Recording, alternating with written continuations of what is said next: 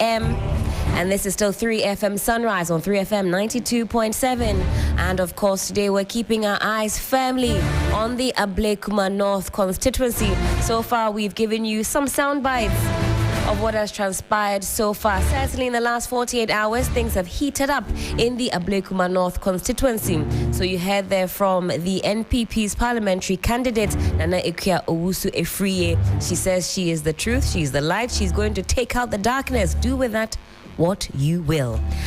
And she says she's very confident of a win today, but it all comes to a head today. Of course, on the part of the NDC, they are more than confident, especially if you listen to the voice of Sofo Tanko Rashid. He's the Deputy Director of Elections of the NDC. He says the numbers look sweet. There was a pre-collation yesterday. The media wasn't allowed inside the room, but we do know that after counting some 262 polling stations, the NPP leads by some 48 votes. And this is highly, highly instrumental for a constituency that has been their stronghold over the period, some 28 years. They have always consistently performed very well. Only 48 votes so far, we know, confirmed, stand between the NPP and the NDC. That could certainly change over the course of today. We have our correspondents in the right nooks and crannies over these 19 polling centers. But very quickly now, and Beatrice Edu is still in the studios, let's take you to Parliament. And Beatrice, Christian Yali was in Parliament yesterday, gauging the mood, testing the temperature, because as we have discussed today, we thought that the NPP had decided to boycott the elections. Herein comes the truth. Herein comes the light. She says she is not relenting. Yeah. Take a listen to how members of Parliament reacted to this. This is going to be one of the crucial elections, considering all of the controversies that have surrounded Ablekuma North. The NPP initially said they were not going to contest, but their candidate today has indicated that she is going ahead to contest. Do you feel that is going to pose a tighter contest for you as a party, I mean the NDC? Not at all. It doesn't really change anything, because we went into the elections on the 7th December 2024 with one mission, that's to win the election. And we believe we won the election hands down. And we are ready.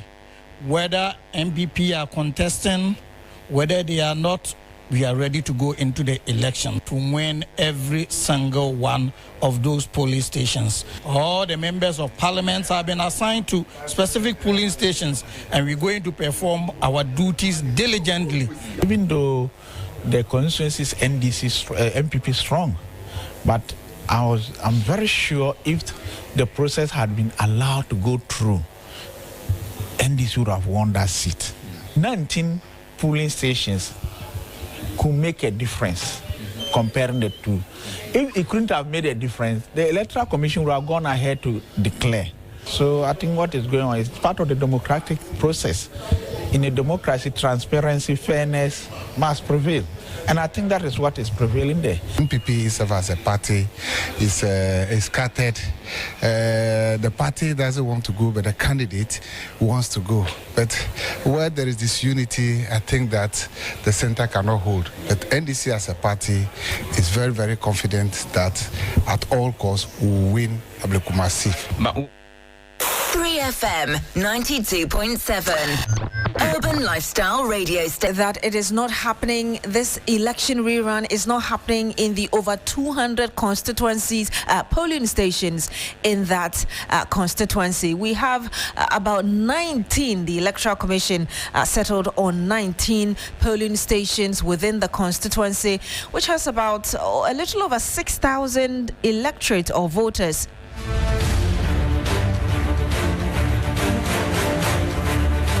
And these over 6,000 individuals will be determining who goes to Parliament on their behalf.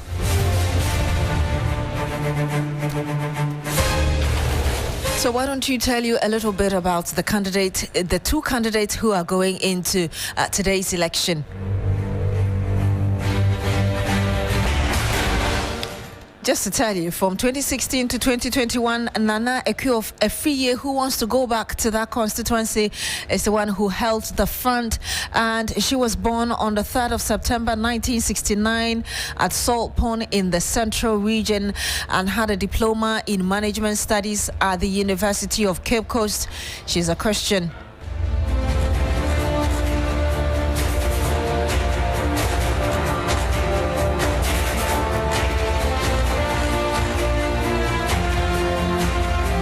We did promise you that we'll be going to the constituency to bring you the latest from there. Lord Edouard is my colleague in there. He's been monitoring events since dawn today. Lord, what can you tell us from Ablekuma North right now? What's happening? It's a busy morning here at the Godfrey International polling stations, one of the 19 polling stations here at the Ablekuma North undergoing the rerun.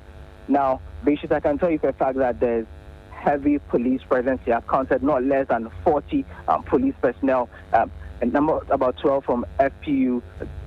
The Odorkor police station has deployed over 30, and then there are representatives from customs. So they're doing a joint operation over here to ensure that it's all peaceful and quiet here. As I speak to you, the Godfrey International School is expecting 428 electorates to cast their vote.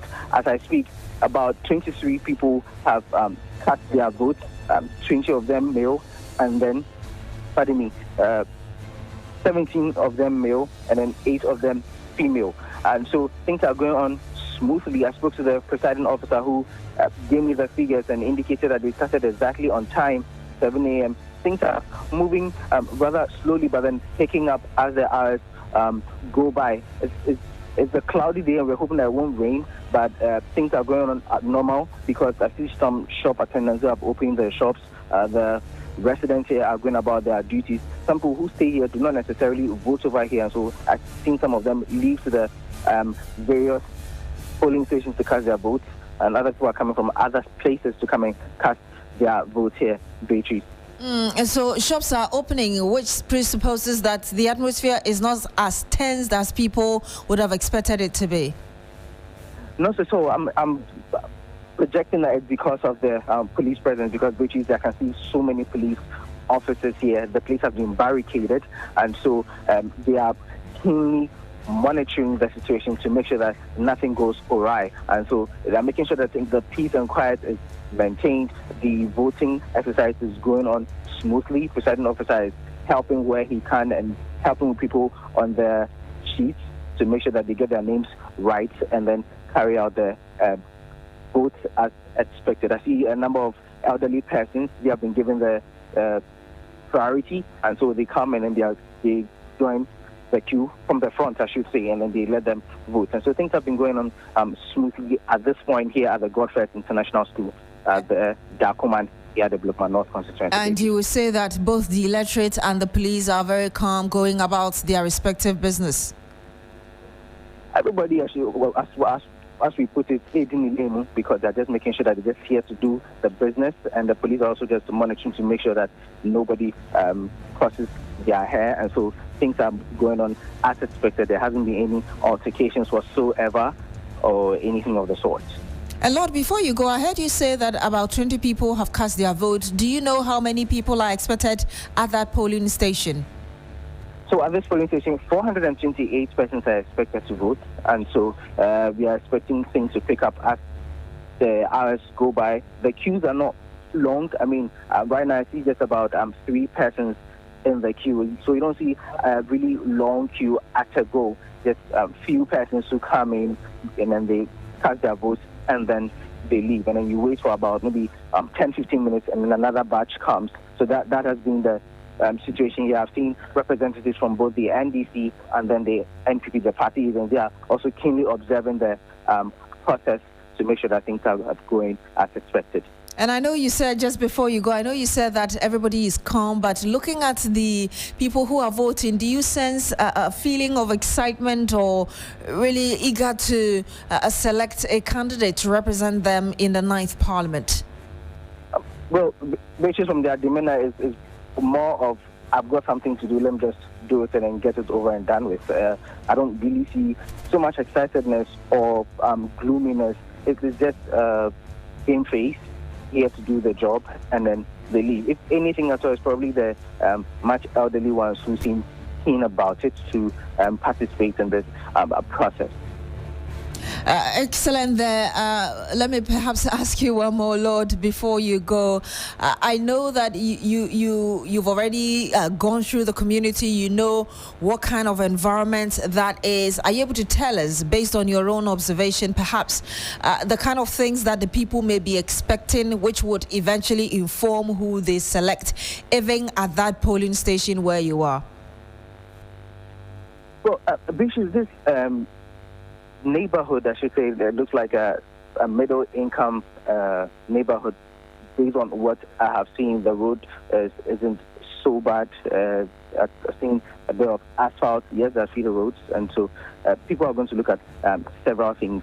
I'll be speaking to some of the electors shortly to gauge some of the things that they're going to consider before they cast their votes. But from what I have seen so far, I think that they're obviously going to consider the present state of the economy and the country since the President Mahama administration took office. And so a lot of things are going to factor into what people are going to consider before they cast their votes. Indeed. Excellent. Thank you very much, Lord Odorkor. He's a man at one of the 19 polling stations within the Ablekuma North constituency. Let me remind you that that constituency has not had a representation in Parliament since the 2024 general election because of dispute. So today, the Electoral Commission is having a rerun of the election in 19 polling stations out of the over 200 polling stations in that constituency. Again, let me remind you that yesterday the Electoral Commission recollated the results from the other constituencies that were not disputed, and out of that we do understand that the MPP candidate Nana Ekuafriye is leading by some 48 votes, and today, like I told you earlier, we're expecting over 6,000 voters or eligible voters to decide which of the two candidates they want to represent them in Parliament. We go back to the Ablekuma North constituency, to one of the polling stations there where we have my colleague Stanley Niebler, who's standing by for us. Stanley, just tell us what information you've picked so far through your observation and perhaps your communication with constituents. So great, Beatrice. So just as it has been in the media space that today is the rerun of the 19 polling stations in Ablekuma North constituency. Currently, I'm stationed at the Methodist Church polling station here in Odorkor. You know, in the 7th December 2024 elections, this very center served as the collation center. So after all the processes had concluded, they came in here to collate and then to announce the results. But then the violence that broke out in the constituency on the 7th of December started from these premises. And so this morning, not knowing when the incident happened on December 7th, the church didn't take the incident lightly or the situation lightly. And so this morning, when the electoral officers moved in with their equipment to come and kickstart the process, then the church confronted them that they are not going to allow them to kickstart the process. They are not going to use their premises for this exercise again because of what happened. And so they have to call their superiors at the Electoral Commission headquarters so that they can speak to the church authorities so they can grant access to their premises. So I think back and forth with that, the issue was finally resolved, and then the process is going on. As I speak, about 20 of the electorates have gone through the process to exercise their civic franchise. And then the security arrangement too is very beefed up here. And so we have police officers placed at advantage positions right from the outside of the premises. And then when you come to the premises, both armed and unarmed police personnel with their commander here overseeing the exercise to ensure that the exercise happens in a congenial atmosphere. As I speak, another set of police officers have just arrived, and they are getting off the vehicle, alighting from the vehicle to march straight to the premises to also partake in the exercise, the security of the election. So, Beatrice, currently as I speak, the place has been very congenial and the process is moving on. But 12 o'clock, we are expecting the Electoral Commission officials from the headquarters to come to this very center to come and speak to the party agents and then their officials to designate another place for the coalition, because the church says that after close of polls, they are not going to use their premises for coalition again, taking caution from what had actually happened on December 7th. So this is the situation happening here at the Methodist Church. So Methodist Church here, it used to be 2 polling stations, but they are using only 1 polling station today. And the total number of 464 registered voters are expected to show up to vote this morning. Indeed, thank you very much, Stanley Nibleu, standing at the Methodist Church there. And Stanley, will come back to you. I think I heard the siren of the police earlier before they arrived. Thank you very much. We'll come back to you. I believe you're gathering more for us for the latest. But let's also go to George Quenin, who is at the Church of Pentecost around Odorkor. George, we also do understand that the Accra mayor is currently where you are. Just tell us more regarding what's happening. Yeah, thank you so much, Beatrice. And like you rightly mentioned, Michael Bakualote is here, the Accra mayor. Obviously, he's here to canvass vote for the NDC parliamentary candidate, Rabna Obin. And what he mentioned was that even though this place looks like the stronghold of the MPP, they are going to, annex the seat for the party, because clearly, whatever Mahama is doing in terms of development and all that, people or electorates are seeing this. And so this will be more like a reason for people to actually vote for the NDC parliamentary candidate. So that is this post channel. But voting began at 7 a.m. exactly on the dot. And in terms of police visibility is very high. And so any intentions of people to, cause mayhem here, the police is ready on standby to make sure they kill that very incident. So clearly what it is now is it's a smooth process as it stands now. The mayor is here trying to come back vote for the NDC parliamentary candidate. So it's quite calm here at the Church of Pentecost, North Odorkor number 2. And do you have information as regards how many have voted and perhaps how many are expected? No, so the electoral official is here to give me that, because the police is trying to prevent the media from going to that very area. But I'll get that information and then update you in that subsequent engagement. Thank you very much, George Coining, the Church of Pentecost at Odorkor. Shortly, we'll be going to one of our colleagues as well, Joseph Gold, who is at a polling station where we understand confusion has broken up. Perhaps we can try and catch up. Uniform. I saw the young man wearing it's more or less like an army uniform, even though it doesn't have the description of army, but we can all tell what an army uniform is. So you've already answered your question, that it looks like a military uniform, which is not a military uniform. But you agree with me that in such period where we're having such volatile election, people should be mindful of what to wear so we can identify who a professional security personnel is. And so with the question that you are asking, were they on the field or were they close to the polling station? This is my house. And so I asked them to sit in the house. So they were in the house when the police approached them. You see, I'm also going round. Okay. So what I'm saying is, the said man was standing some few meters away from the polling station, all right. But who are you?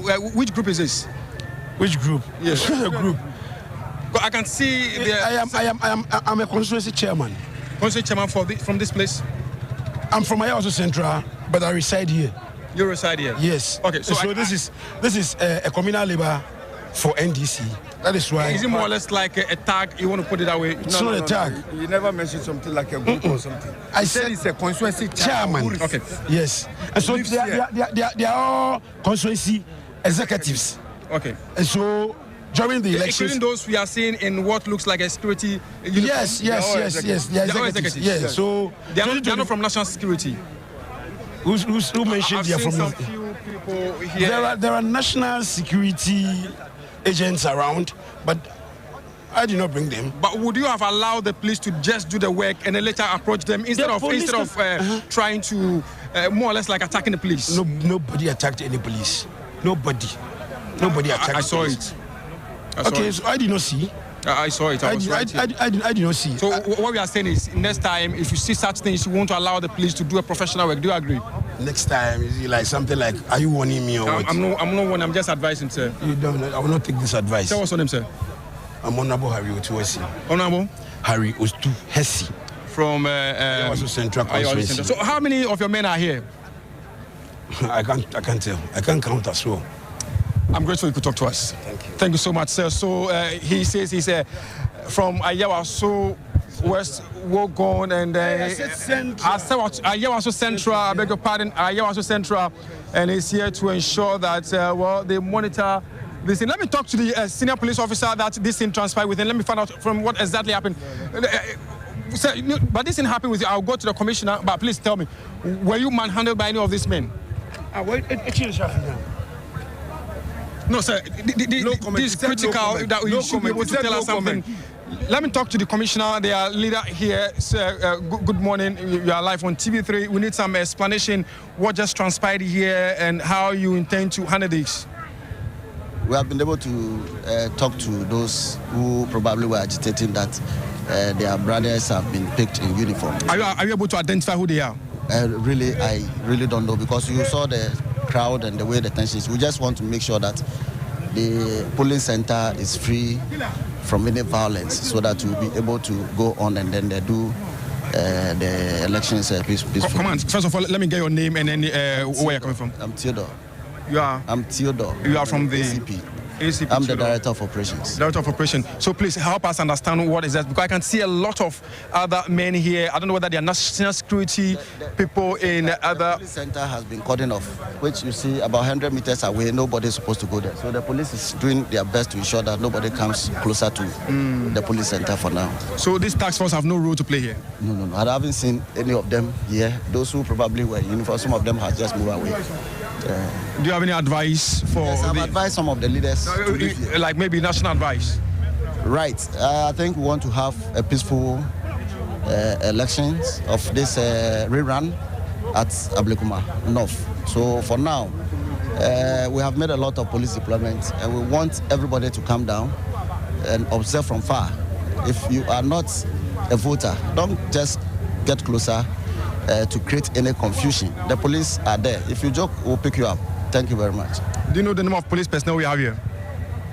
Those who have been deployed to all the 19 police stations? We'll have about 100 policemen at each police station.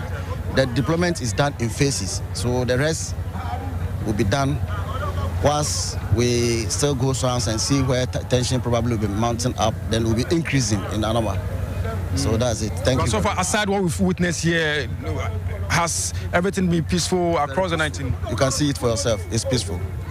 Thank you, Director of Operations. Thank you so much. You could talk to us. So basically, these are the men that we have here. And then they've all said they are going to ensure that the police will be allowed to do its work peacefully. But these are the men that the police thought they could try and then prevent them from coming close to the scene. So currently, I can say that they are a little bit far away from the police station, some 100 meters away from the police station. And they are trying to make some peace now with the police hierarchy here, and this is what we all want to see, so that at the end of the day there can be some peaceful environment here right now. And I can say now that everything has been brought under control, and these men, I can also report that they are scattered across all the police station. I heard some of them spoke about the fact that, well, we all witnessed what happened at Ayawaso Wogon, and that we've not seen anything. And they are not here to do anything of that sort, but they just want to monitor the process and ensure that what happened at Ayawaso West Wogon will not repeat itself here. See, more policemen have been brought in here, carrying guns. But let me say the police have been very professional in handling this situation. If not, this probably would have escalated into something else. But thank God the police command was here to ensure that it did not escalate into the manner in which it was going to actually disrupt the rerun election here at the Asiedu school currently as I speak to you. So initially from the beginning we did spoke that this place is a hot spot to look out for, and indeed less than 2 hours into the entire election, this is what we've witnessed. So you see the leader of the task force trying to make peace with the police officer that they tried to manhandle from the beginning, and exactly I think peace has been they've managed to smoke the peace. Boss, thank you so much for talking to us. My name is Joseph Armstrong, and thank you so much for making peace with the police personnel. And sir, I guess everything is in order now. Everything is in order. But yes, I've spoken to your boss. I can't say anything whilst he's here. That's why. But I just want to be sure you're okay, because I saw how we're very okay. I'm very okay. You're okay. Everything's under control. Nobody. Nothing. Everything is in order. Nothing has happened to me. Everything is in order. Yeah, grateful. Since you've spoken to my director of operations, I don't have anything to say. That is fine. Okay. So the police personnel in question says he's very okay. No, I'm just trying to be sure he's okay. So exactly what is happening here right now, we've seen the NDC parliamentary candidates, we've seen that of the NPP parliamentary candidate also very busy, well focused, very determined, moving from police station to police station to ensure that, well, everything is in order. I might say so far the Electoral Commission has been very professional, also trying to ensure that they control the movement of electorates coming to the police station to vote. And the police too has done some great job, how they barricaded the place, and the crowd is not allowed to come into the yard where the people are voting. You come in as at when it's your turn. So far I can report that everything is in order, and if this can continue this way, by 5 p.m. We are likely not to record any disturbances here outside what we've seen some few minutes ago, and then it's like we are not getting so much crowd coming, but one after other electorates are coming to the polling station to cast their ballots. So far I've been to some 10 polling stations already, and already they are recording some high voter turnout. It's early days yet, but hopefully by 5 p.m. we'll be able to get to the final point where we'll know the number of people who turn up to vote. But let me also say that what just happened has put some amount of fear in some of the electorates that would have to run for their life, because they are like, this place is a peaceful environment and they wouldn't want to record any disturbance. So if I'm coming to vote and then this is what I'm going to witness, then I'd better go home. I saw some women running for their lives, because indeed myself, I almost ran for my life, because these are men we are referring to, men who are well Armstrong Gold giving us the latest.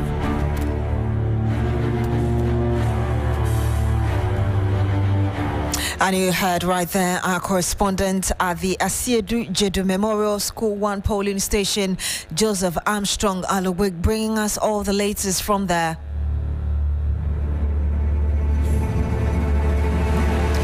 And if you're following us on Facebook, Sri FM 927, we are bringing you the visuals and the images and videos from these constituents, from these polling stations within the Ablekuma North constituency, where the Electoral Commission is currently organizing that rerun of the election in 19 out of the over 200 polling stations in that constituency, trying to get a candidate to represent the constituents in the 9th Parliament.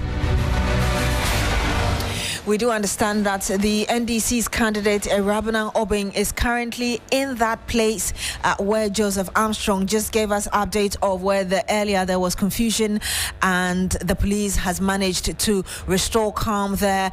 Let's cross over again to Portia Gabo, my colleague who is also at a polling station, bringing us an update of what's happening there. Closer and speak to them. Is the process of right now? Hopefully, everything's fine. And the previous election, there were issues with the validation process. What are you doing this time around to ensure it doesn't occur? And let me just remind you that Portia is speaking live from Radiant Way Preparatory School, also a polling station within the Ablekuma North constituency. Let's listen to her. That the popular for after that, what? How would you?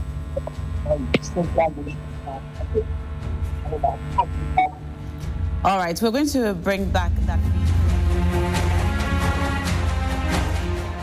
We do apologize for the poor quality of that feed to Portia Gabo, who is currently at one of the polling stations within Ablekuma North constituency.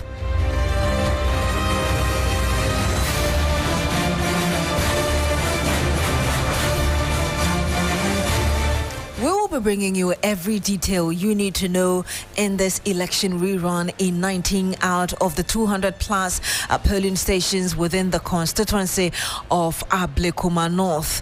That constituency has not had a representative in parliament since the 7 December general election because of the chaos and the destruction of Pink Sheet. So, well, after consultations with the political parties involved, the NDC and the NPP, the Electoral Commission concluded that a rerun of the election in 19 polling stations should be held today, and that's what we are covering for you, and we're bringing you every detail you need to know. Our eyes and ears on the ground, and we'll bring the information to you.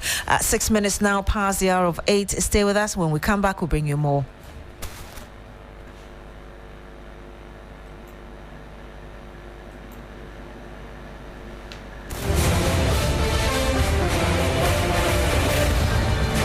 This advert is FDA approved.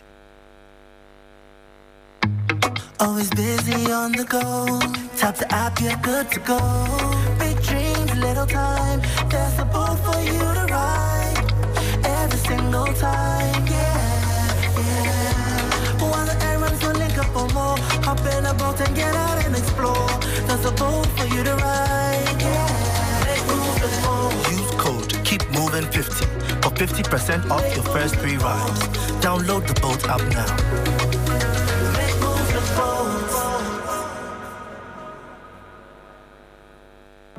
Introducing Koa Mixture, Koa Plus Mixture, and Koa MT Mixture, brought to you by Koa Research and Manufacturing Limited Company, proudly made in Ghana. Formulated to support your general well-being. For those seeking immune system support, there is Koa Plus Mixture. Support your body's defenses and stay strong.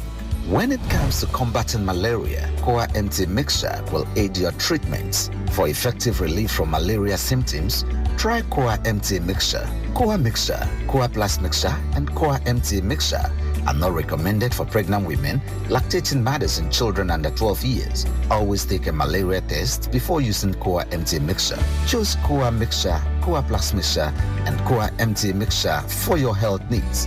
Available now at pharmacies nationwide. For bulk purchases, contact 0244 726611 or 0591 565 778. This advert is FDA approved.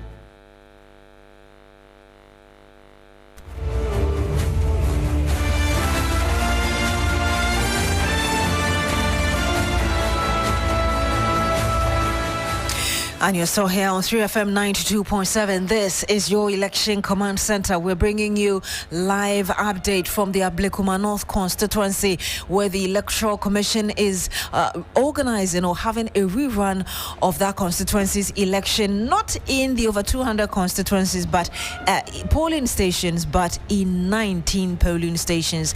Let's cross over to George Quainin, my colleague. He's having a conversation with some of the constituents. Personally,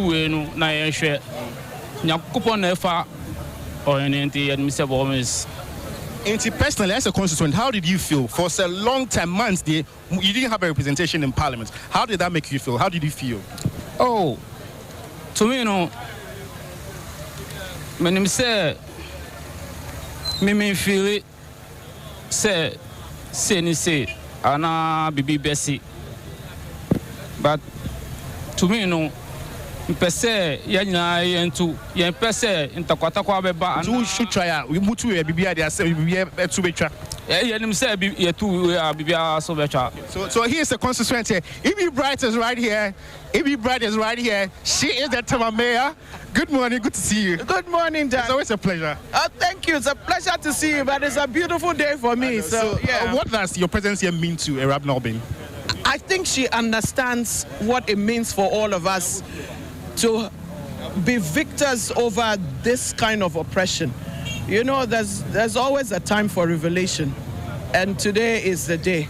So we're here in full support. Last time when we went around together, she's like, "Hey, I'm overwhelmed," because we all understood while we went on our journey to Parliament, it was a very busy time. Everybody was preoccupied with their own business. But right now, we're all here because we can afford to take time off and come and support our sister. So, I mean, it's a beautiful day for me because this is a walk-in for her. And for those of us who are waiting for our turn, you know, this is, I mean, it's like, okay, you know, this is how it's going to go. So I'm glad also for the opportunity to see from someone who is going ahead of me how it's possible that mine will play out. You're very confident. Since 1996, the MPP has won this very seat. How Yes. sure are you that you can annex this seat for the party? No, the time is up. I mean, their time is up. Their time was up before December 7th, 2024. So, I mean, you know, we all know the journey to this point. It was a given. But beyond that, my sister has worked hard. She's worked hard to win the hearts of the people of Ablekuma North. Probably before her time, we hadn't invested as much energy and as much faith in this seat. And the same thing with Tema Central and a few other places. And that's why they felt that, I mean, if they couldn't hold on to anything else, those seats will be excusable for them to have those kinds of irregularities and get away with it. Before we went into elections, I believe very strongly that the MPP knew that it was going to be a tsunami against them. But they had to strategize because, you see, wherever they're stronger, it means that they have a network, most probably of corruption and control. And so if all else fails, that is supposed to be a fail-safe fallback for them. It didn't work in December. It won't work today. And so for those of us who, you know, it wasn't quite clear, this process will make it clear. And my day in court, you know, tendering in evidence, hardcore evidence of falsifications and forgeries will make it impossible for this to continue to be the standard of our elections. Did you wish you also had a rerun of the Tema Central elections? I mean, however the scenario plays out, I'm the winner of the elections in Tema Central. So whether it's a rerun, whether it's an examination of the facts that are already on the table, I think that this process is costly, it's difficult for everybody. If we didn't have to do this, we wouldn't do it. If we could just examine pink sheets and prove that this is a situation like happened for Domi Kwabenya and happened for some polling stations, even in Ablekuma North.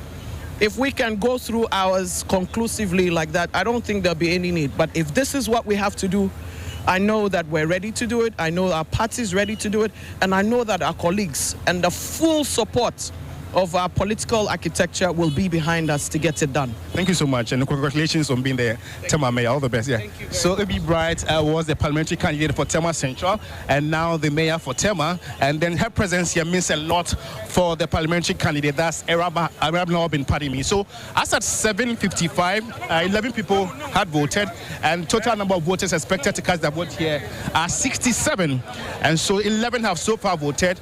And so this is the scene here. Has caused some lot of traffic here, and the Accra mayor was trying to rectify that because the road is actually very small, so clearly it's understandable that it will cause a lot of traffic here. But I still want to engage most of the electorate here to really have their take on what exactly the expectations are of this very election. For some time, for months, they've been denied representation in Parliament, and so this, of course, will settle the dust and actually bring some sort of quiet to this very constituency.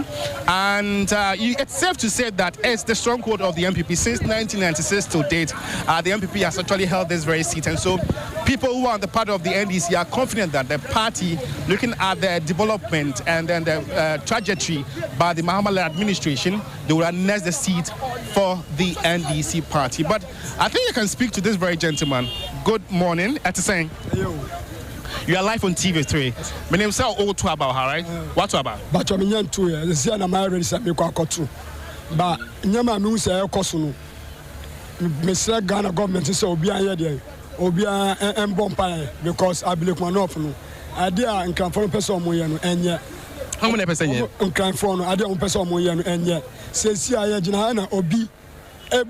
vote here and original and a mayor or this 100 man was I don't know I can say see I don't mean who and I can say see and you started the mempe into I don't go me for me vote into me who are person to MPP but person to my MPP and so person MPP in Brapa why won't you vote because okay I understand so who evidence but person who say MPP man why would you say you vote because of me person me party in Brapa and I go sacrifice I try now my vote but for some time now from 1996 to this time MPP na I then Atenaso but you see who put to be our inti almost all come to ma no cremo ba say see who put be MPP aban so Ablekuma of and throw because I say NDC zone NDC strong zone pa Ablekuma of MPP NDC strong zone. No, if you look at the way voting partner MPP 96 MPP SAR 2020 is MPP the fact are there why would you still insist any media change for no but still they vote for MPP no, they are not voting for MPP. But Osha for months, who say Parliament to go for Kasa MPs Kasa, Kasa. How does that make you feel? Okay, I don't know. Omudos Parliament in changing the entity in Kasano. But now, one Kasa no money MP. Like, how do you feel say MPC Kasa money because of no one you may see because a person for Mami Nana also affiliate and misunderstanding Tina Urban Sabasia and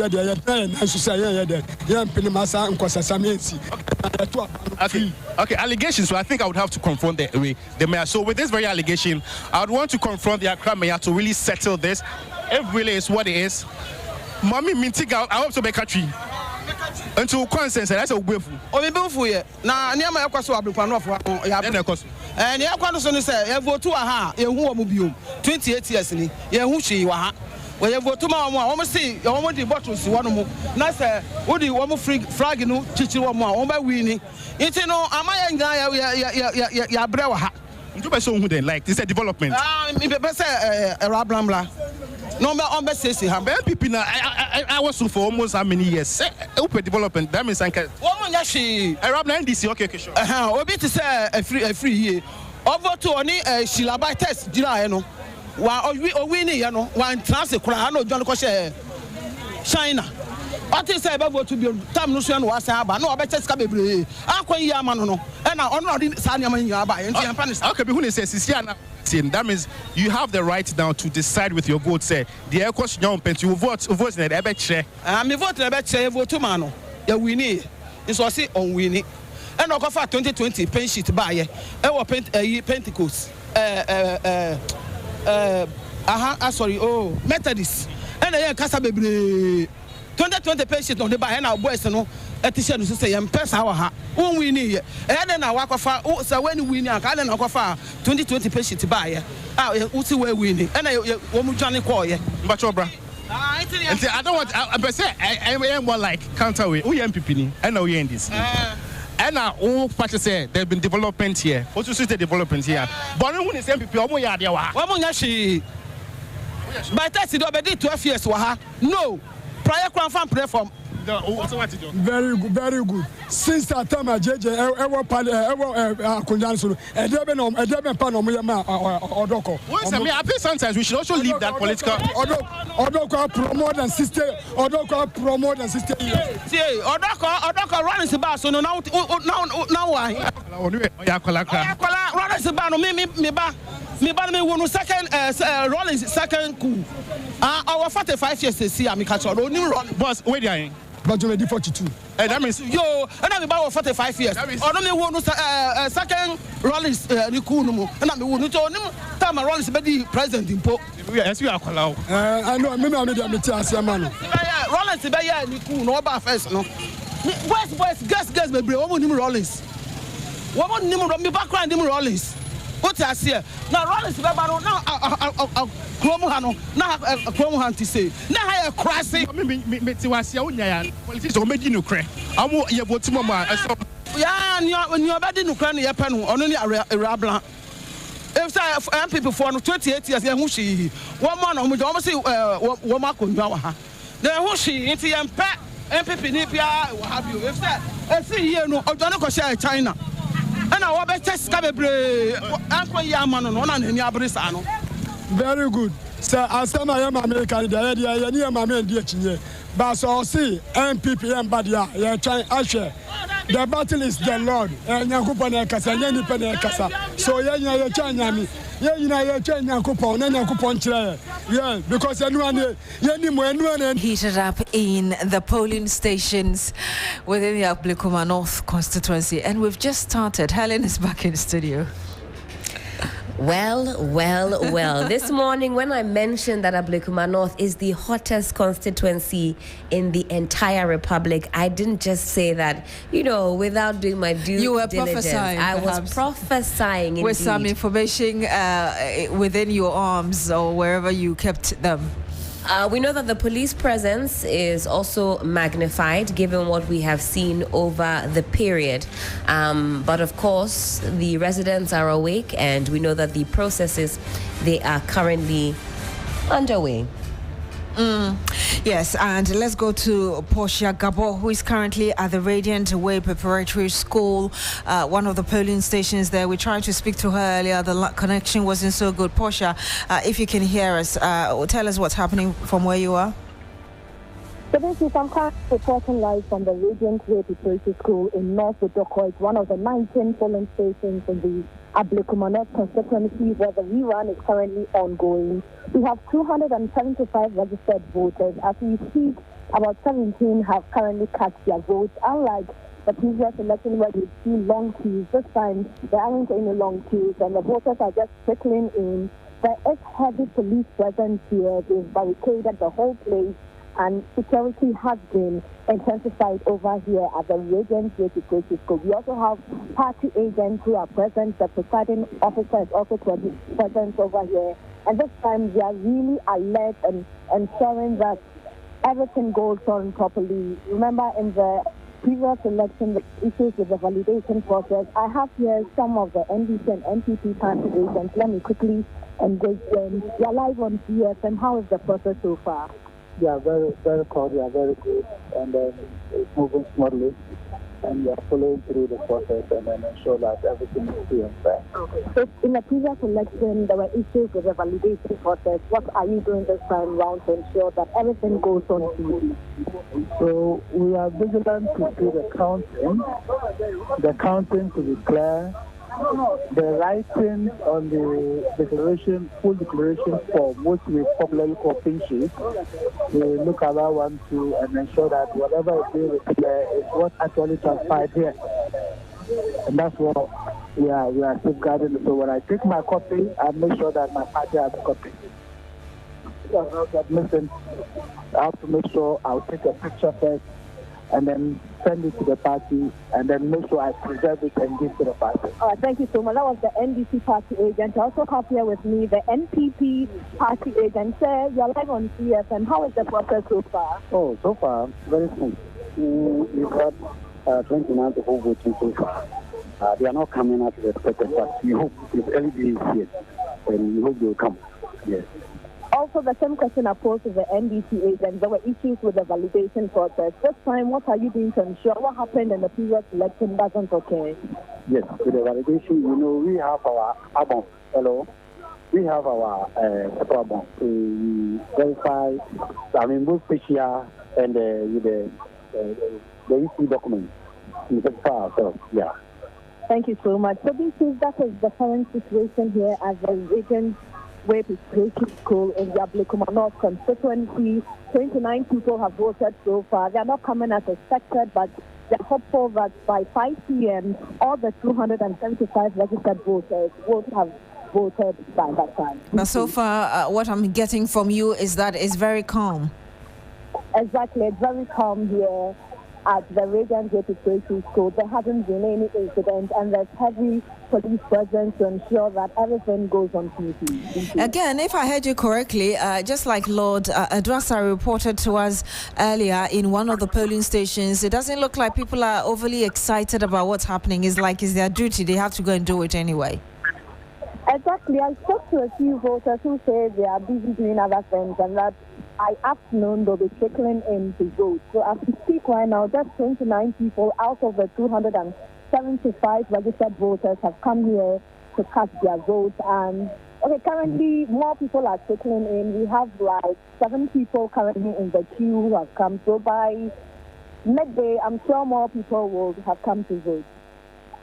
Thank you very much, Portia Gabo. She's my colleague currently at the Radiant Way Preparatory School polling station within Ablekuma North. It's one of the 19 polling stations where the Electoral Commission is having the rerun of that constituency's election.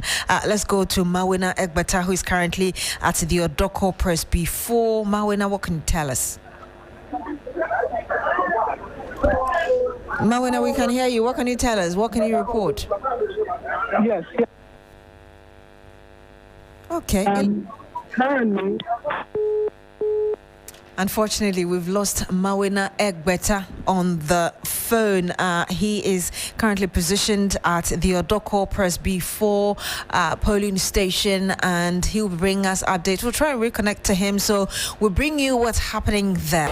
Mawina Egbeta is back on the line. Mawina, what can you tell us from the Odorkor Press before school polling station where you are? So this is if you come here, voting has been to a great extent, but the observers... Forgive me, Mawina, we're struggling to hear you. If you could move just a little bit away from the noise so we're able to hear you just a bit clearer, a bit more clearer. Excellent. Please go ahead. So I'm saying that voting has literally been peaceful up until now, when the voters or observers, persons who are within the voting area are asking questions as to why the polling station has been set up in an enclosed environment. So it's the church, the Presbyterian Church of Ghana or Odorkor. Inside that church, that place is the auditorium used for service, is where the polling station has been set up. And the voters, the observers, supporters, call them whatever you want, are making the demand strongly that they do not agree with the fact that the polling station is inside the church, because that's an enclosed environment. You cannot see what's happening inside. The municipal executive has made his way here, talking to the presiding officer in charge of the polling station, those concerns to them. There was an initial assurance that they will try and get it out, because at this particular point in time, voting has started. And so asking to have the polling station and all of the materials moved outside to disrupt the process. And so the police have been trying to calm tempers. There's been nothing violent, but just the individuals expressing their opinion strongly that they want to amongst many things, see the polling station come outside, and then voting can continue. So that's the point we are making very strongly. We're seeing one of the other agents of the NDC making the same strongly as well, and we're seeing one of the police leadership as well come around trying to calm tempers, just in relation to that. That really is the concern. We're saying that they are refined canopies for the issue of facial distractions that becomes necessary, but they are strongly opposed to the fact that the polling station continues to remain in the church, which is an enclosed environment. Mawina, I can tell you that it's difficult to hear you, but it seems to me that there is some confusion where you are. Are you able to tell us how the police is managing this so it doesn't degenerate? Well, can you hear me now?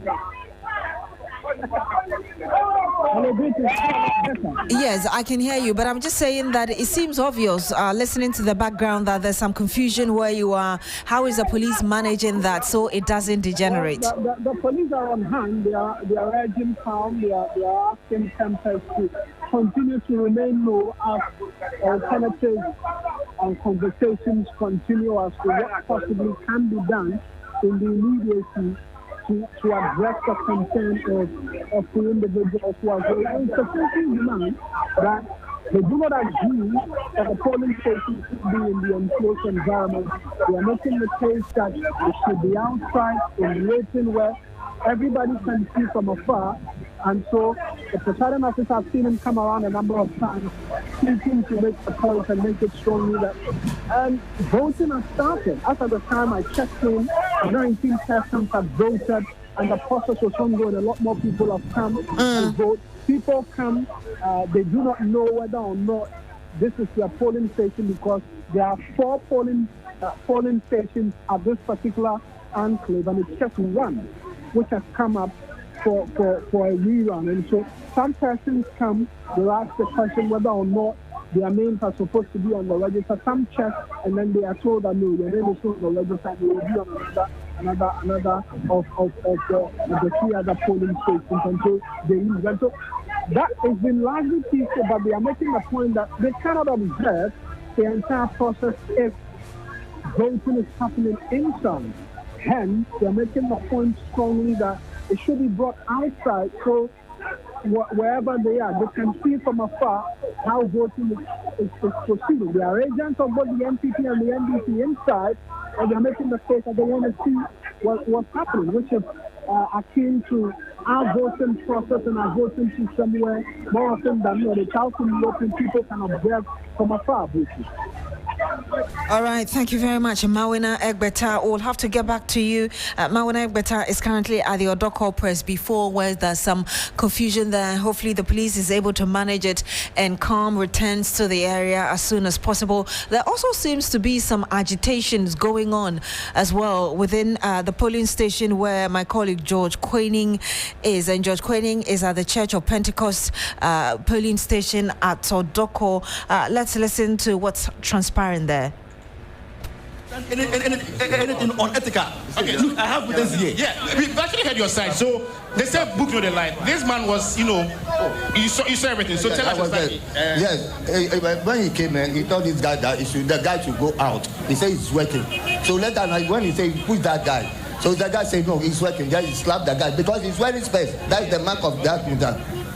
I don't know if my cameraman can just, zoom into it. So there's this mark here with blood stains there. But how far do you want to go with this? Yes, I was reporting to the regional commander myself roughly by coming Monday. I'll go and see the greater regional commander, then report this issue to me, or it's either I'll write a petition to the commander's office for them to respond to the matter, or I'll take it far. But is this showing any sort of remorse? It's good. No, the man is trying to defend himself. But for me, George, I've not done anything. The issue is here, I've not done anything wrong to anybody. I was sitting there quietly, and he just asked me to go out. So, no, I can't go out just like that.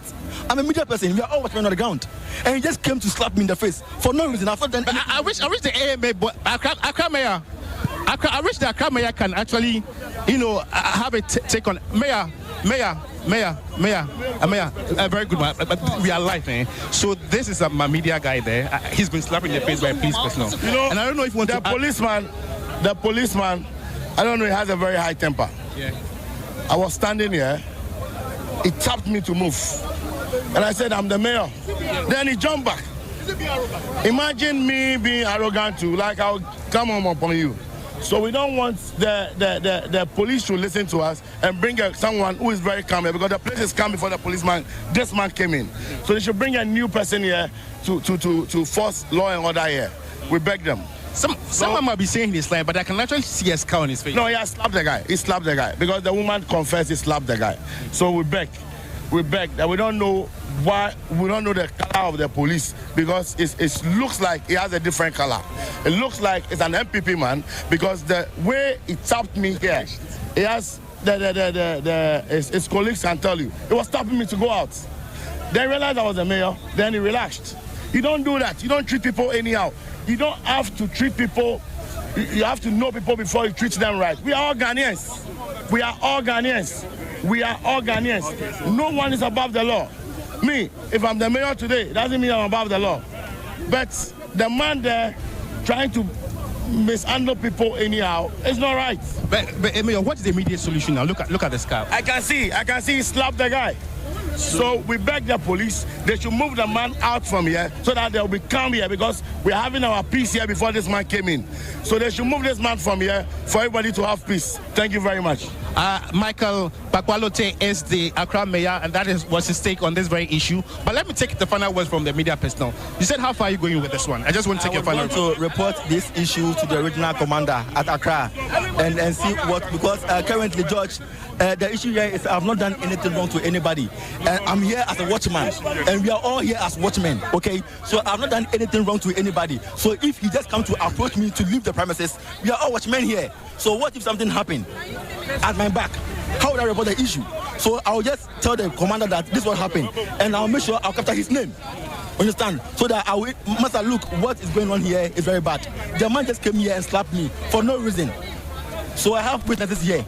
That's what I can say for about it. You see your final word. You are a witness. You saw everything. It's say no. When we say journalist, how do you feel as a citizen? Well, the way the officer did is very, very bad. Because I was there. I was standing with this guy. Then I was standing with him. When he pushed that guy said no, he can't go anywhere. He's working. But did he protest? No. Was he trying to protest? No. It doesn't. It doesn't. So it doesn't. So he is a witness to the incident, and clearly the media personnel wants to go far with this one, ensure that he writes a petition to the IGP to act upon this very issue. But according to the Accra mayor, would also insist that the police officer is moved from this very area to ensure some sort of calm here, pardon me. And so this is the scene here. The traffic has been cleared a little, and so, people are still voting, and so we'll update you. Quite an unfortunate situation there. A journalist being assaulted by a police officer. And like I just told you, Helen Apia Ampofo is still here with us. We're doing this together. And you heard the Accra mayor himself also confirming that the guy was kind of he said harsh towards him. He tapped his shoulder asking him to leave the premises, and he said, "I'm the mayor." And he says the officer, softened his stance. And that's something that has come up as well. We've seen a lot of police presence at the various polling centers, and that has been, good to see given what has happened over the period. But if we have some officers who are stationed on the ground who are maybe carrying out their activities a bit too heavy-handed, that is not cool. And if you are by any chance watching on TV3, I know you're here with us on 3FM 92.7. You might have seen the scar, some seeming scar on the face of this media personnel. He says he's been slapped by a police officer. That same police officer, the Accra mayor told us, even approached him. This is not looking good. I'm concerned for him. He's cooked, I think. This police officer, you say? Yes. Because the Accra mayor is actually asking that he be taken away from there. So there's peace, because before he came, everything was peaceful. Now, Beatrice, before we even went to Odorkor, you were speaking with Mawina, and you could hear the amount of confusion. I think people just need to calm down. In the background. On social media, you've got Ablekuma North constituency trending high up on the Ghanaian trends this morning. There is a lot happening on the grounds. It's going to be a long day. I can tell you that. At the top of the hour, 9 a.m., this is still your Election Command Center. All eyes on Ablekuma North constituency this morning. Let's take a quick breather. Let's just go for a very quick breather. Of course, when we come back, there's a lot more right here on the best breakfast show in all of the land. This is still 3FM Sunrise on 3FM 92.7. Parents, mark your calendars. It's the 3FM Baby Fair happening live on the 11th to the 13th of July at Marina Mall Airport City in Accra from 10 a.m. and it's absolutely free. From baby essentials and kids wear to toys, skincare, educational material, and so much more. Shop amazing deals on a wide range of childcare products, all under one roof. Don't miss our sessions with the Ghana Pediatric Society and all the amazing mums with the Mum Circle, a safe space for young mothers to share tips and connect. And there will be fun activities for the kids with our Kids Corner, games for the family, good food, and great vibes all around. To be a vendor, please call 0531 100 927 or 0532 200 927. It's the 3FM Baby Fair, your one-stop event for all your childcare needs. Proudly sponsored by You Fresh Drinks and Fidelity Bank. They're the best. Turn it up. 92.7.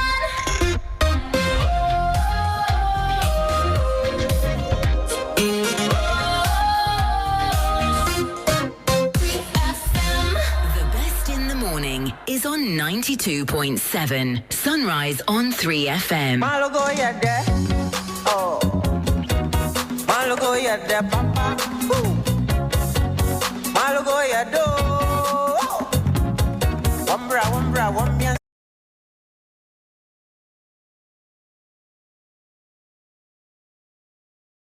We are back. This is still 3FM Sunrise on 3FM 92.7. And let's face it, nobody wants to spend years at school only for their degree to sit in a drawer collecting dust. Your degree should open doors. Rosebank International University College ensures that it does. At Rosebank International University College, they emphasize practical over theoretical. Make sure you're acquiring real-world skills, access expert career services, and discover global exchange opportunities. This is your chance to study at an internationally accredited institution without leaving the shores of Ghana. Your future starts today at Rosebank International University College. Admissions are ongoing, and you can reach them on 0307 007 800, or you can visit online riuc.edu.gh.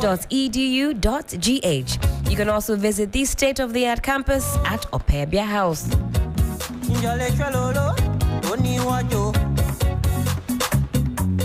Are you looking for a logistics partner that understands the complexity of global trade? Well, DHL Global Forwarding Ghana is part of the world's leading logistics group.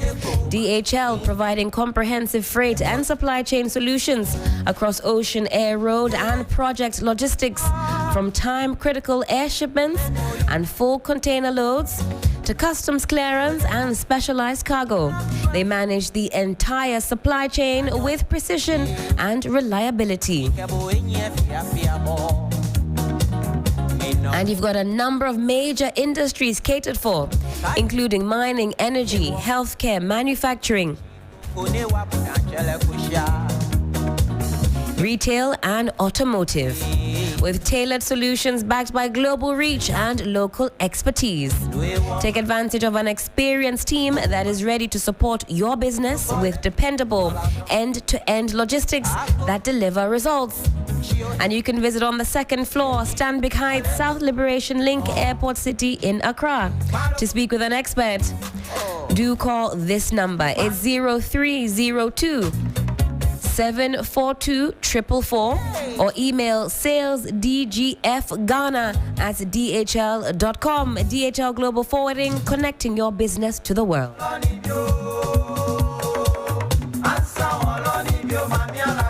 Now you've seen the city flex her muscles. The city is winning, Decathlon says, and so should you. Decathlon has just dropped prices by some 35% on over 500 sporting items.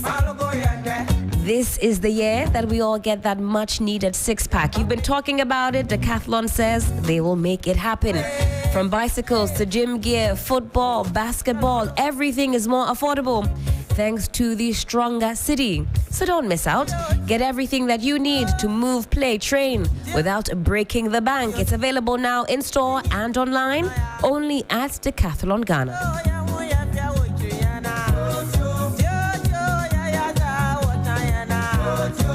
And the weather is changing. It's a little bit colder. It's a little bit windier. How are you fortifying or boosting your immune system? Well, let me tell you about Koa Mixture, Koa Plus Mixture, and Koa MT Mixture. And it is proudly brought to you and proudly made in Ghana by Koa Research and Manufacturing Limited. Now, Koa Mixture is formulated to support your general well-being. For those of us seeking immune system support, there is Koa Plus Mixture that supports your body's natural defenses, helping you stay strong. Now, when it comes to combating malaria, Koa MT Mixture will aid your treatments. It gives you effective relief from malaria symptoms, but do be sure to take a malaria test before using Koa MT mixture. Now, Koa mixture, Koa Plus mixture, and Koa MT mixture, they're not recommended for pregnant women, lactating mothers, and children under the age of 12. So make sure you're getting your hands on these wonderful products. They're available now at pharmacies nationwide. For bulk purchases, do visit the Koa Health Center, North Kaneshi, around St. Theresa's. And here are two numbers that you can reach them on. It's 0244 726611 or 059 156 5778. This advert is FDA approved.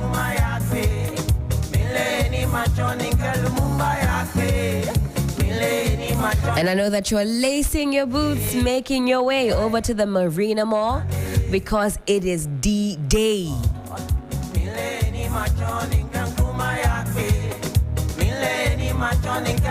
Ablekuma North is not the only hotspot in Accra today. The 3FM team is also taking Marina Mall by storm. It's the 3FM Baby Fair. Imagine a haven where all of your baby care needs are met, all under one roof. 3FM Baby Fair is back. It's your ultimate destination for all things childcare and comfort. So do make a date with us at the Marina Mall, Airport City, Accra, from the 11th all the way through up until the 13th of July 2025. It's happening from today all the way through up until Sunday. Come and experience exclusive discounts on the cutest clothes and toys. There's going to be learning materials and a wide range of items for mums, dads, and the kids. There's something for everybody. So mums and dads, kitty booms and kitty bams, make your way to the Marina Mall. Let's celebrate. Let's have some fun. It's the 3FM Baby Fair, bigger and better.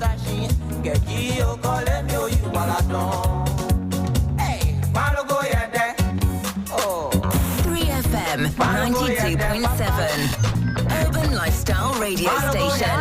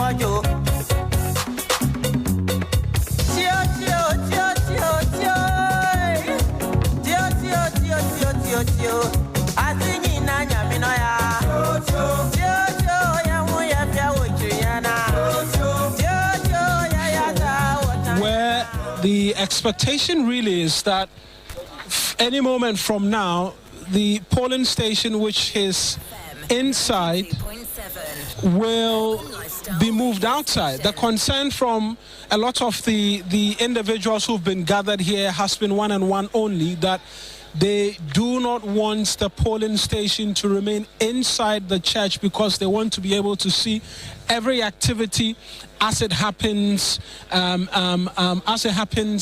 then they can observe as well. That's been the concern which has been raised. The municipal chief executive for the area came around, interacted with the presiding officer.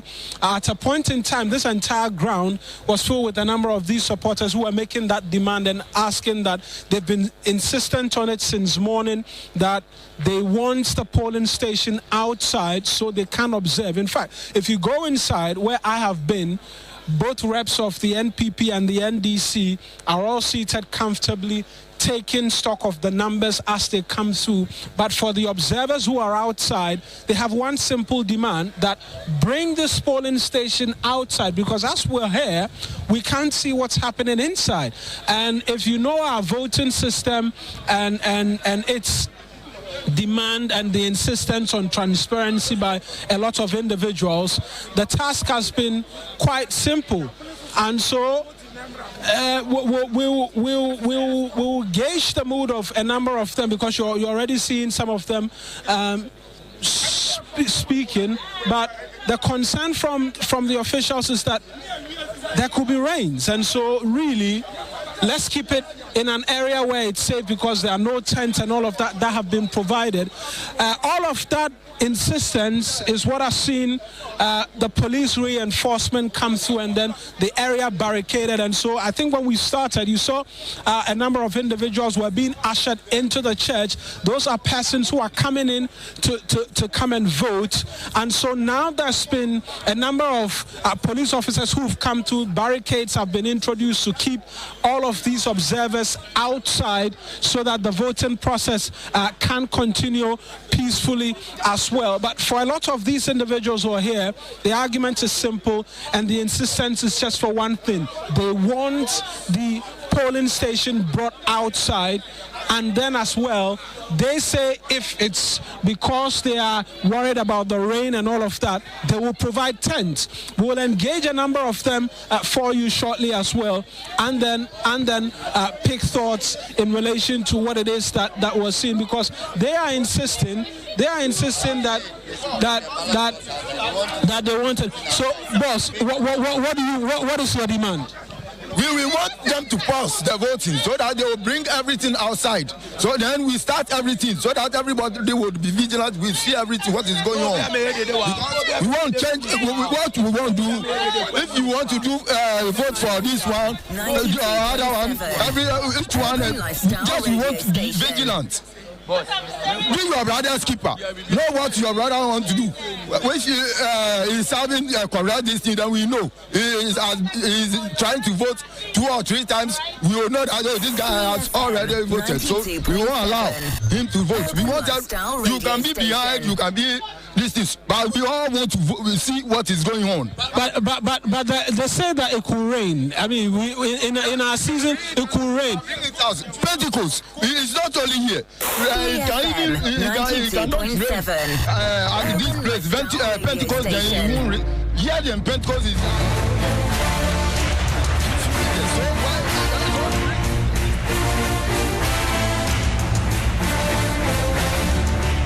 6 minutes to the top of the hour, 9 a.m. The conversations continue right here on 3FM Sunrise, on 3FM 92.7. And I've got in the studios with me right now Mr. Emmanuel Kutin. He's the Executive Director, African Center for Security and Counter-Terrorism. Emmanuel, good morning. How are you doing? Helen, thank you for having me, and very good morning to you, your producers, my colleagues on the phone, and to Ghanaians in general, and to the good people of Ablekuma North, the 2 yes and twice, one for the NDC and one for the MPP. May the best candidate win. Most certainly, may the best candidate win. And I think we can start straight off on the issue of security. From the moment that we started this very special coverage here on your election command center, we've noted that there is a lot of police presence. You just have to watch on the screens, and there are police personnel, policemen and women, heavily in the Ablekuma North constituency. And this is for good reason, because of what we have seen over the period. It's only some few minutes to 9 a.m. and already we have a complaint from a media man. He says that he has been slapped by a police officer, and that happened in Odorkor. We brought you that sound bite there. We have a man on the beat, George Quainin. He also had the opportunity to speak with the Accra mayor, who in fact wasn't even spared. I mean, he says he got a tap from the police officer. Emmanuel, as far as the security apparatus is concerned, what should be their primary focus on a day like this? But I'll put the blame squarely on the IGP and his men, because given the contentious nature of the Ablekuma elections, yesterday I raised the red flag. The police didn't even address the good people of this country, and especially the good people of Ablekuma North. about the security arrangements that has been put in place. And don't forget, in a democracy, security is on a need-to-know basis. If you don't inform the citizens ahead of time and they prepare in their minds what they can do and what they cannot do, these are some of the things we get. It's only this morning directives came from the Accra region about security arrangements in the Ablekuma North elections. And I think that was so belated. And you see, it brings a lot of questions into play here. You realize that these things, the MPP were calling for security for the remaining 3 polling stations to be collated. That's right. And it wasn't forthcoming. And now we are going for 19 polling stations, and the assurance were that they were ready. What we are seeing clearly doesn't show the police were ready, operational-wise. Look, under normal circumstances, when you are going for an election, there's always an election task force. If it's at the constituency level, depending on the dynamics, the district commander or the municipal commander chair same.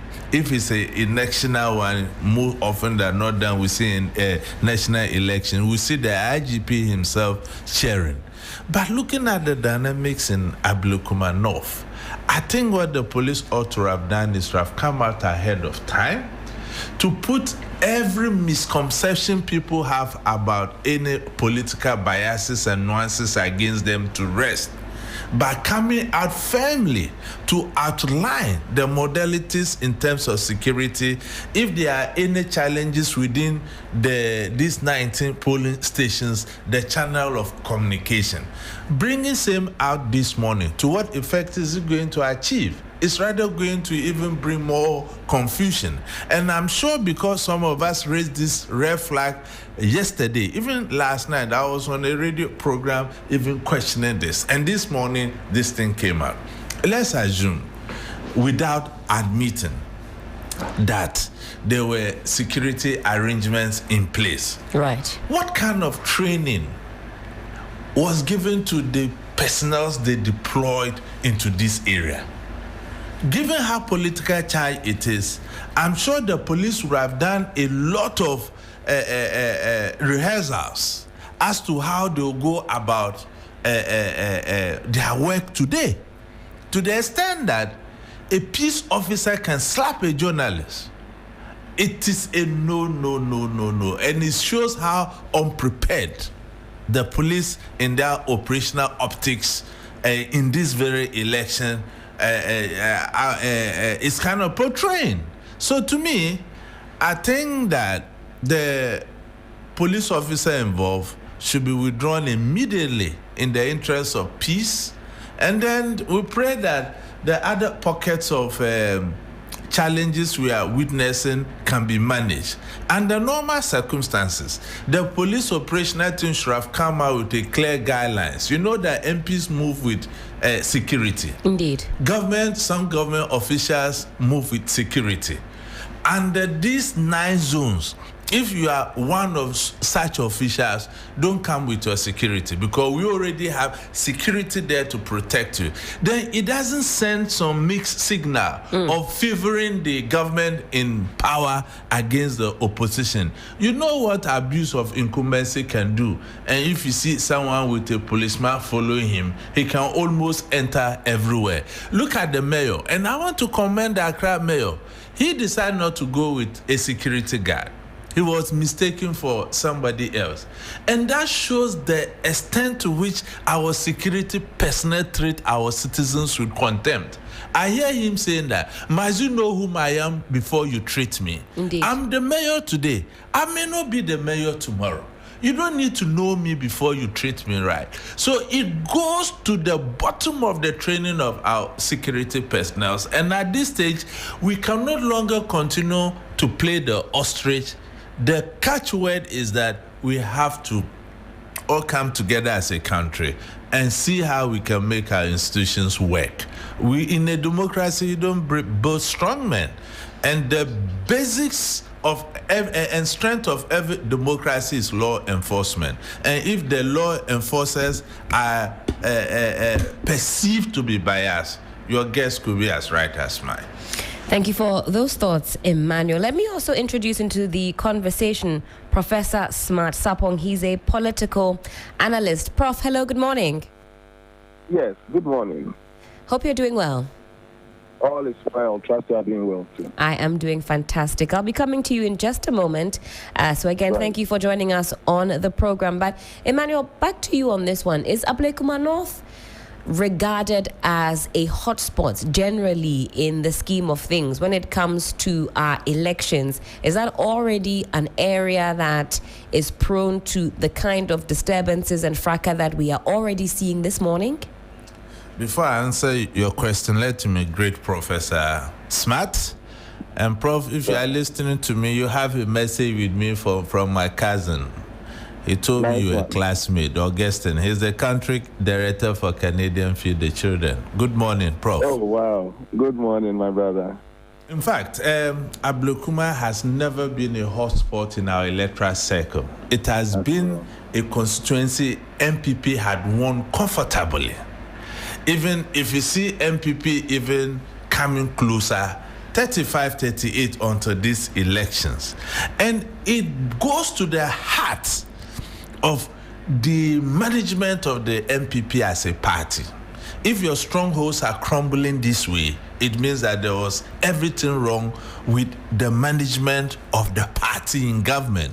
And you see, no one would have dreamt that NDC will even be putting a fight. In fact, if you're looking or watching on Facebook, you can look at the trends from 2000.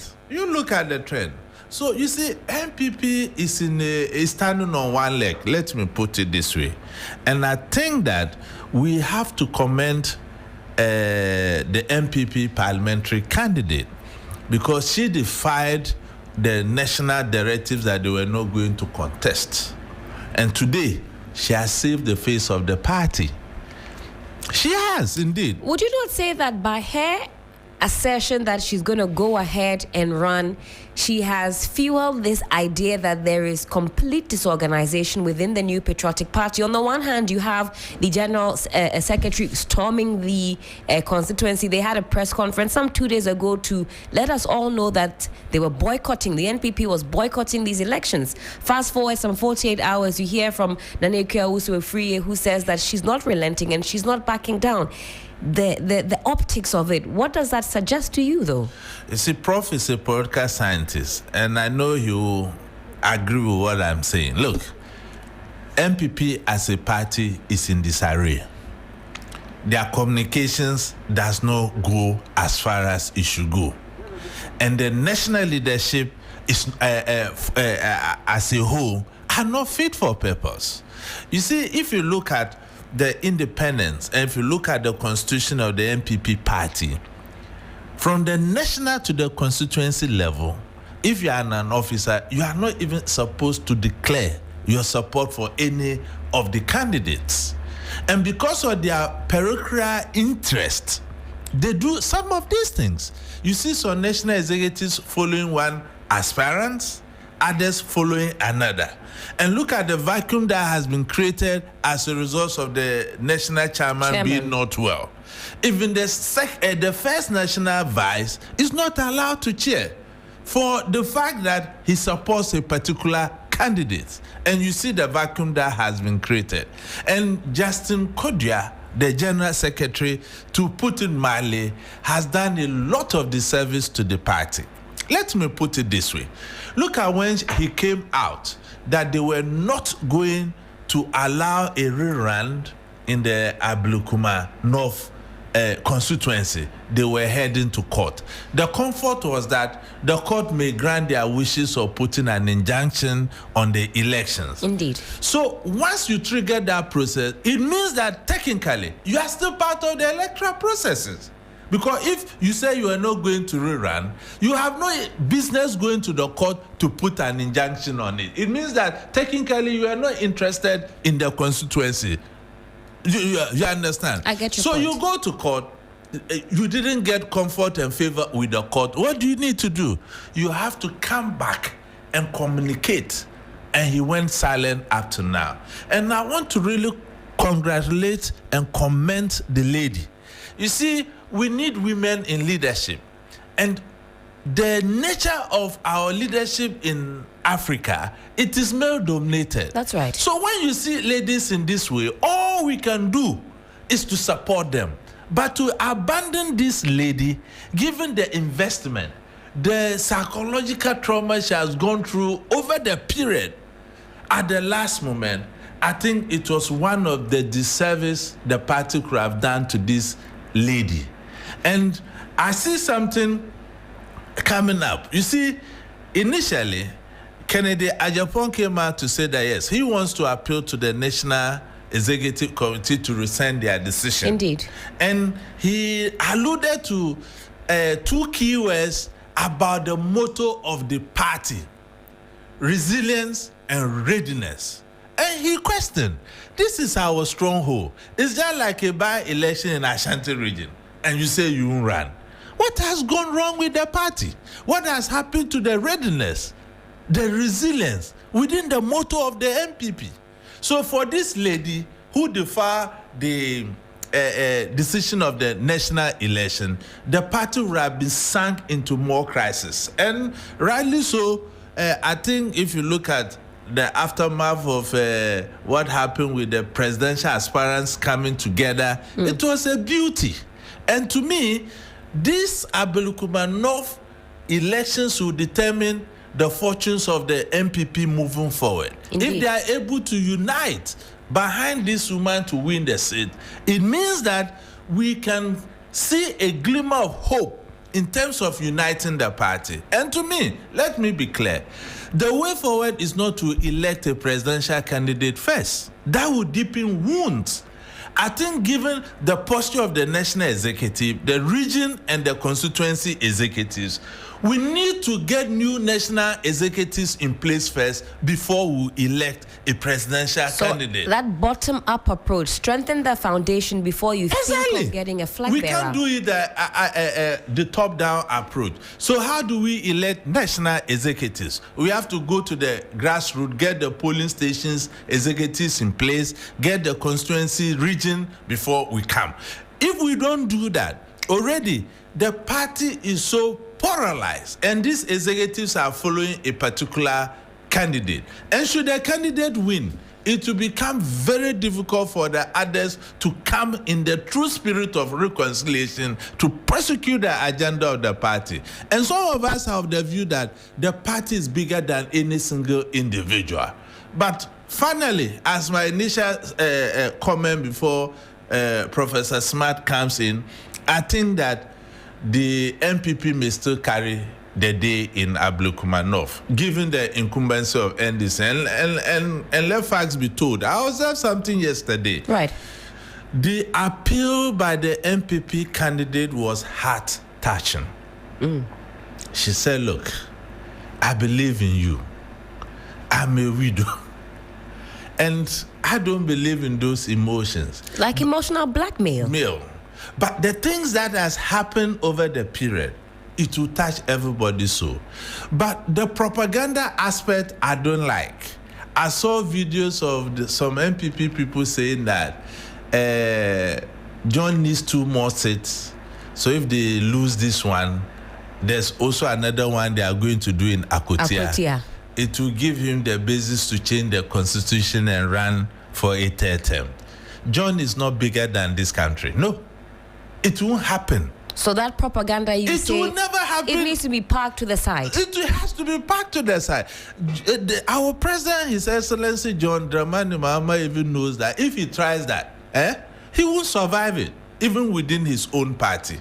And another aspect of it was the gating, that because Ghana abstained from voting, if they are looking for numbers to pass the gate in here.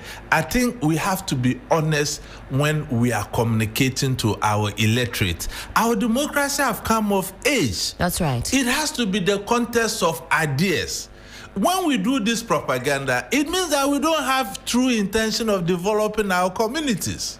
And I think that is how we have to move our democracy. And you know, the inducement aspect that came, I tell you, members within these 19 polling stations will become rich overnight because of the inducement and money in that fact, were being yesterday, shared. if you were a constituent in Ablekuma North, it was almost like Christmas Day. We had motorcades, we had big personalities. We're told there was money abounding. Yes. So you see, I said the last time on this very program that to me, if Ablekuma North election has to be rerun, it should be the entire constituency. You know why? If care is not taken, the loser of this election could go to court. One elections, different verification methods. You remember the last collation, they were relying on pink sheets, scanned pink sheets from the NPP. And where NDC felt that the gap was close, it favored them. They said, okay.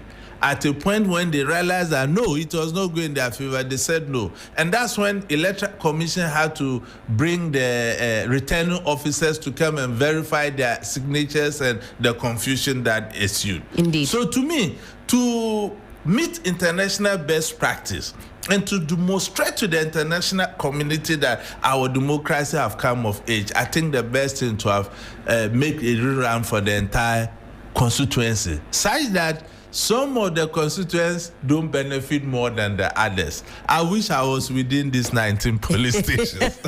Emmanuel, thank you for that. Let me bring Prof into the conversation. And Prof, you've been able to listen to everything Emmanuel had to say. He started off from that security point of view. Already we know that in certain parts of Ablekuma North, there have been some disturbances, some disagreements, and even a slap, a hefty slap that has landed on the cheeks of one of our own media personnel, a journalist who is covering the proceedings. But let me enter the politics of the day. From where you sit, Prof, what kind of ramifications will today have on the psyche of both the NDC and the NPP? And let's start off with the NPP. The NPP is desperate to accumulate as many numbers as possible. They call themselves the mighty minority, but we know that as far as numbers are concerned, they are on the back foot. If today doesn't go in the favor of the NPP, ultimately, what is that going to mean moving forward? Well, thank you so much, and a good morning to my brother, Ima. We would follow up on my brother Augustine's greetings. To the NPP, they really need this seat badly. Partly because it is counted as a stronghold. Another, because they need these numbers to give up the current numbers they have in the House. And then thirdly, and for me, most importantly, they feel, as at this point, they feel that but for the cancellation of these 19 polling stations, they had done collation of all 281 polling stations and feel that they won with a certain margin. They said about 400 votes. All right, so to them, this one must confirm the data that they already have, or even beyond. And then they must add to the numbers they so badly need. And then thirdly, to consolidate their hold of the constituency. So, personally, the initial declaration of a boycott by the party, I felt it was temporary, and that once they go to court and the court speaks otherwise, they would come and say, because of the court's position on the matter, we as law-abiding political party have rescinded our decision and we are moving all out into the constituency. The silence, for me, is quite worrying. Then the woman's defiance, if you want to call it defiance. Right. For me, it is in order because she is the eventual beneficiary of whatever would happen. And so if the group are boycotted, she still have a right or a position on the matter because she is the eventual beneficiary and she has decided to go ahead. It hasn't been the first time. You remember in 92 when the General Party boycotted the parliamentary. Indeed. So Madam Hawa Yakubu and some other people participated in the election and some of them even won. And they entered parliament as independent members of parliament because their parties had boycotted. So she has demonstrated bravery in my view, and she needs to be commended. As to the outcome of the day, I think she's prepared for a win, but I mean, anything can happen based on the mobilization she's able to do and the number of voters she's able to contact and the favor she receives from them. The security matter. Right. I was so sure as at yesterday when I was speaking to her that things like this we have seen this morning would not happen. I was very, very sure of that. But I mean, surprisingly, it has happened to the extent that some assaults have happened. I saw on your network one ACP tutor or so who was in charge of operations at Ablekuma accepting, alluding to the fact that some crisis has occurred and that the crowd was too much and all those things, and they are yet to further their investigation. I think that if they need reinforcement, they should declare it immediately so that they can be assisted immediately. Just 19 constituencies must be 19 polling centers. Yes. 19 polling stations should be controllable. It should be brought under some serious control. 19 polling stations. Just 19. That's right. Just 19. So the regional command should please beef up the numbers. And let's put people in their places. People who try to cause chaos. The state must actually be able to take hold of them and silence them immediately. We have given freedom to political thuggery for quite a long time. And it's like the person is wearing one green, white, and whatever, dealing with the person, you must be more careful, or this is that. If it's in red, blue, and white, this one, if you touch him, blah, blah, please. The state uniform and its authority must be exerted fully, especially under this minor 19 polling station activity. In fact, I was so sure yesterday, I'm quite disappointed this morning, but I mean, it's still early days yet. We urge them to take full control over the day so that we do not hear some of these things going forward. Certainly. Now, I was asking also what your thoughts are on what a win for the NDC could mean for the psyche of the NDC, and also this idea that the NDC would have a super majority. But before that, because you touched on the defiance of Nana Akua Owusu-Afriyie of the NPP, weigh in on this for me, Prof. What do the optics then suggest to you? Is this a party that is just simply disorganized, or do you think that this was somewhat strategic? Because on the one hand, you've got the party executives quite firmly indicating that there's going to be a boycott. Then in about 24 hours or even less, we hear from the parliamentary candidates that she will be participating. What does that suggest as far as the control in the party is concerned? Well, for me, I'll start with the lesson. The lesson is that the executives in the next opportunity should take the view of the candidate, the eventual beneficiary, consideration. Because the view of the eventual beneficiary must dominate in whatever final decision the party wants to take. If she wants to attend and they consulted her fully, they wouldn't have come to declare the boycott, because you are doing what you are doing as a party in support of the eventual candidate or the eventual beneficiary. Maybe her view was not so much considered or fully considered in that boycott declaration. Next time, they should consider the view of the eventual beneficiary in their declaration. But, I mean, it is also not news to say that the party, in terms of unity and cohesion, is in some critical challenge. I think you and I know we've been following, even before elections 2024, the internal contest that the NPP organized the outcomes could not unite them. And it will be a fallacy for anybody to think that the party going into 2024 elections was united. I mean, the united NPP, we know, was not what we saw getting into 2024 elections. And that is the fact. In fact, in my rounds, I came across a constituency that says that for the parliamentary, we are doing our best, but as for the presidential candidate will have to come and do his own work, because we were Showdown people. Like, if somebody says that, what does it mean?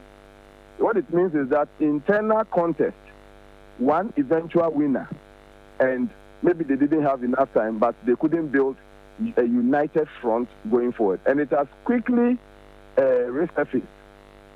It has quickly resurfaced this year.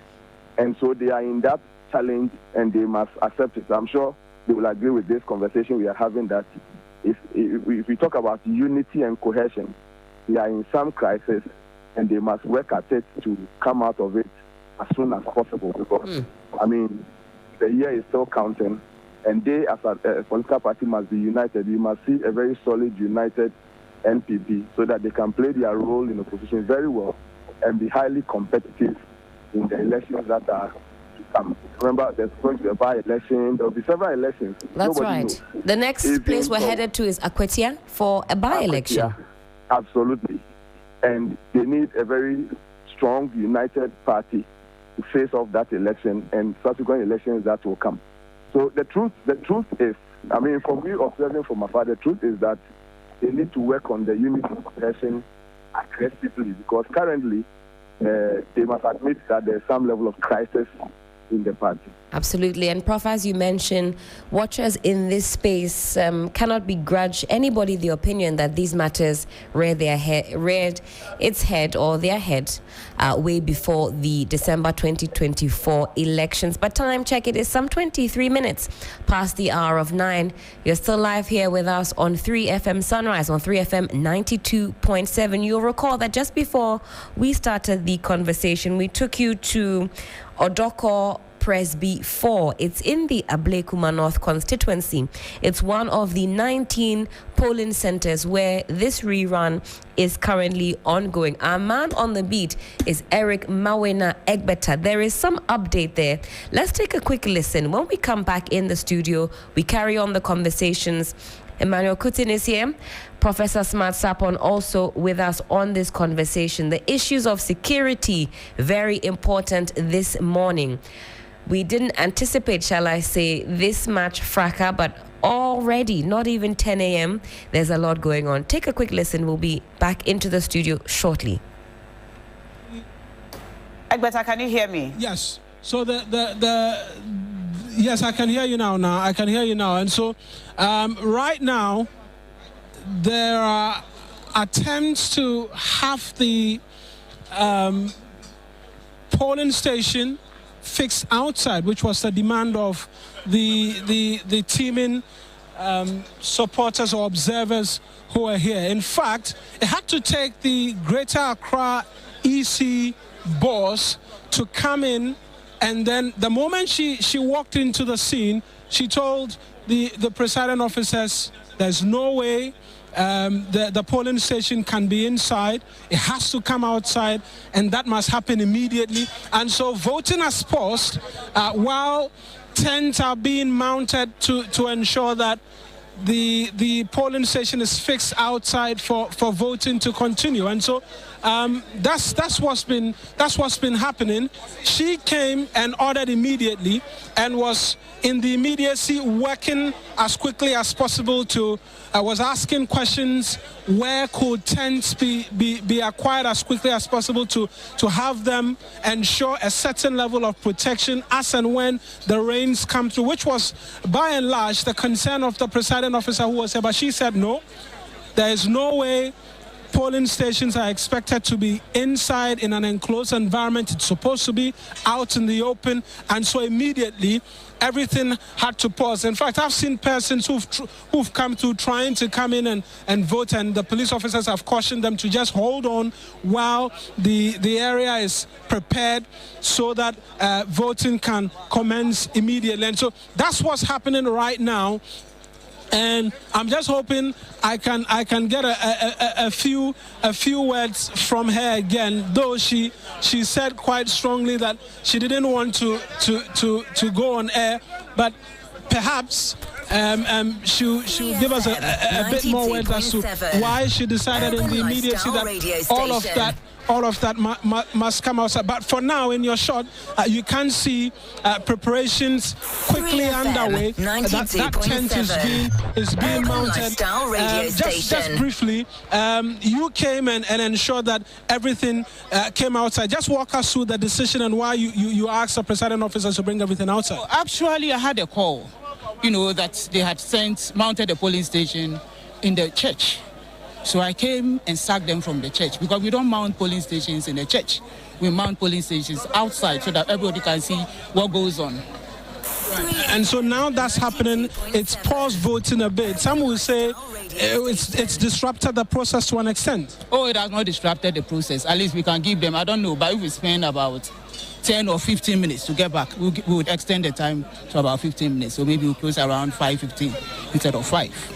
You've been to other places. What have you observed? Have we seen similar? Because the concern from the people here was that it was inside and they wanted it outside. Have we seen similar, or it's been relatively smooth in all of the night? The only place that I've seen that they have mounted the polling station inside. This is the only polling station.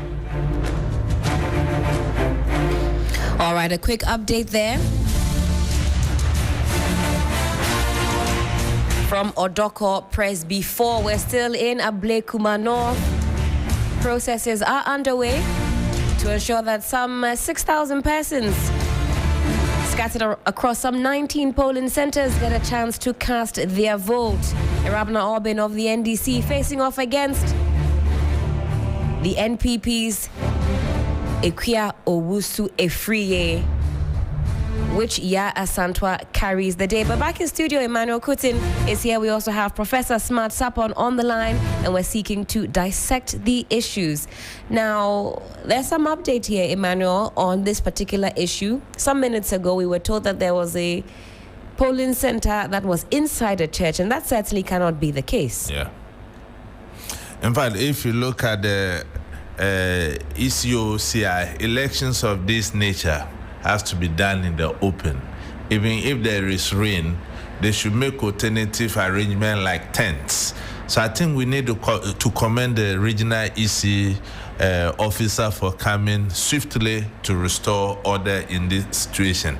I think, honestly, when we give women the opportunity to lead, we get some of this fairness. I think she displayed a humanitarian touch to this thing. This is a very small elections. Ghana shouldn't bend because of Ablekuma North. Look at how elections are done in bigger democracies.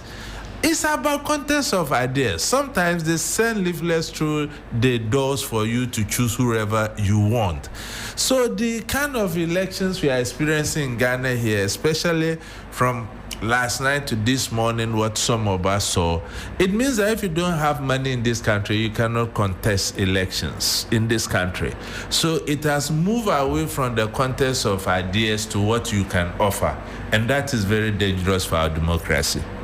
Certainly. Thank you for that, Emmanuel. Prof, let me bring you back into the conversation. This idea that we have moved into the realms of being a monocracy, where the highest bidder can simply woo constituents, can simply woo the electorate and have their way. Yesterday, we saw a lot of fanfare in the Ablekuma North constituency. Does that worry you from where you sit?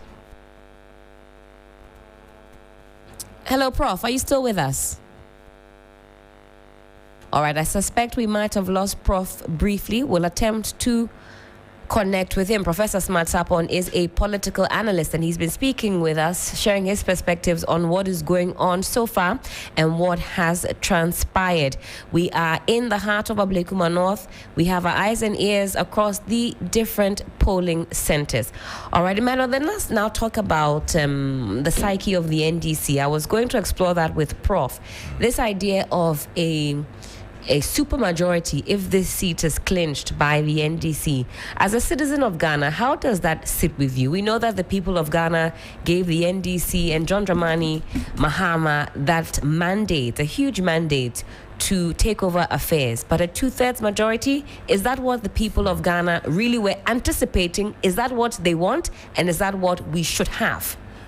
Helen, NDC have too many MPs that they can even take care of them. if you listen on the ground in Parliament, a lot of the MPs are not happy they have not been catered for. So this supermajority thing, I don't know where it's coming from, to what effect. But you see, for the purpose of democracy, that is not to say that NDC doesn't deserve to win the Ablekuma North seat. It's the people's choice. I think they see it as an opportunity to break that jinx that has eluded them over a long time. They've not been able to win that seat. And any political party will do everything possible to break that cycle, given that the opportunity presented itself. The question MPP should be asking itself is, how did that happen? From last election, 30-something% to these close elections, it means that there was everything wrong with the party hierarchy in that constituency. And it boils to one thing, the selection of candidates. Right. More often than not, the party will not allow the delegates to elect the person they want. This kind of inducement. That's why we have called for the expansion of the electoral college for both parties, such that at the constituency level, they shouldn't leave it in the hands of only the polling station executives to elect constituency executives and constituency executives electing regional executives, and in that cycle. You understand? Indeed. Because of situations like this, that we always want that institutions work properly, structures work properly. The beauty of democracy is that if it is the people's representation, why don't you allow the entire membership of political parties at the constituency level to elect the person they want them to represent them than what we are doing? Look at Ablekuma North. This lady was an MP there before, right? Indeed. And she became a deputy ambassador to China. Dakua Newman came one term, she was booted out. Several accusations, one accusation to the other. And it all boils down to one thing. In the MPP, your father or your lineage might have been a supposed founding father or might have held a position before you are given an opposition. It doesn't work that way. Look at the United States of America. Barack Obama was pulled from nowhere because the Democratic Party saw something unique in him. What about this idea of rewarding loyalty? Look, what is loyalty? Are we building our institutions, our party and country, or we are looking for personal interest? When you talk about loyalty, it means that you are putting you above the party. It's about what you can do and not whom you are loyal to. You understand? You see, I said this the last time on this in these very studios. You see, under President Nana Akufo-Addo, it was all his cabinet was looking as if somebody and his children. You didn't see many elderly people, many seasoned people within his cabinet, like the ex-president J. Kufuor. Look at the cabinet of J. Kufuor. They were very seasoned people who have held international positions, who had track records. In the era of Nana Akufo-Addo, they were young men. And I'm not saying that we, the young people, should not be given the opportunity. But there were way too many at that level. I thought that's the direction that we're heading in. We've got the youngest continent. We've got a young population. Are we not eager to give young men and women that opportunity to also show their skills and wisdom? So long as those young men are talents and will not be blinded to say yes sir to you, and can constructively criticize the process and say no to certain things in the interest of the country or the political party, why not? But if you put people there where anything you say yes sir, anything you say yes sir, you see what yes sir brought us today, the stronghold of the MPP. MPP is even running away from same. How did MPP come to this level? So I think that with all humility, the party needs to restructure. And restructuring is not about the top-up approach they are adapting. They should build the basis first, heal, before they elect a presidential candidate. Certainly. Thank you for that, Emmanuel. Professor Smart Sapon has rejoined us in the conversation. Prof, thank you so much for coming back to us. Sure. And very quickly as well, time check 23 to the top of the hour, 10 a.m. We had George Quainen, our colleague, on the lines, and he also brought to our attention a journalist who had been assaulted by a police officer. If you're watching us on Facebook, you can see that play out exactly as was described by this journalist in question. So do check out the footage. It's on our Facebook page there. You can see it live and direct, a hefty slap being dealt to the journalist in question. Journalism is not a crime. Journalism is not a crime. Prof, now where we left off, we had discussed the psyche, or possibly what will be running through the minds of the NPP if they are defeated today in the 19 polling stations in Ablekuma North. I want to talk about the reverse, the impact of the psyche of this on the NDC should they carry the day. Right. So if they should carry the day, it will be a plus. And I foresee, I don't know the campaign message Arabna is using, but I would have expected a revised version of the campaign she did in 2024. Because currently she is in government, or her party is in government, and she would have to send out messages that reflect the current situation. You know, the human mind is progressive. God has made it such that we put things behind us and we look into the future. So currently where we are, she must be sending out revised campaign message that will reflect, if you like, some of the gains that the government has made, stability in the economy, the exchange rate, the inflation, and all those things. And remember, this is a city constituency, kind of.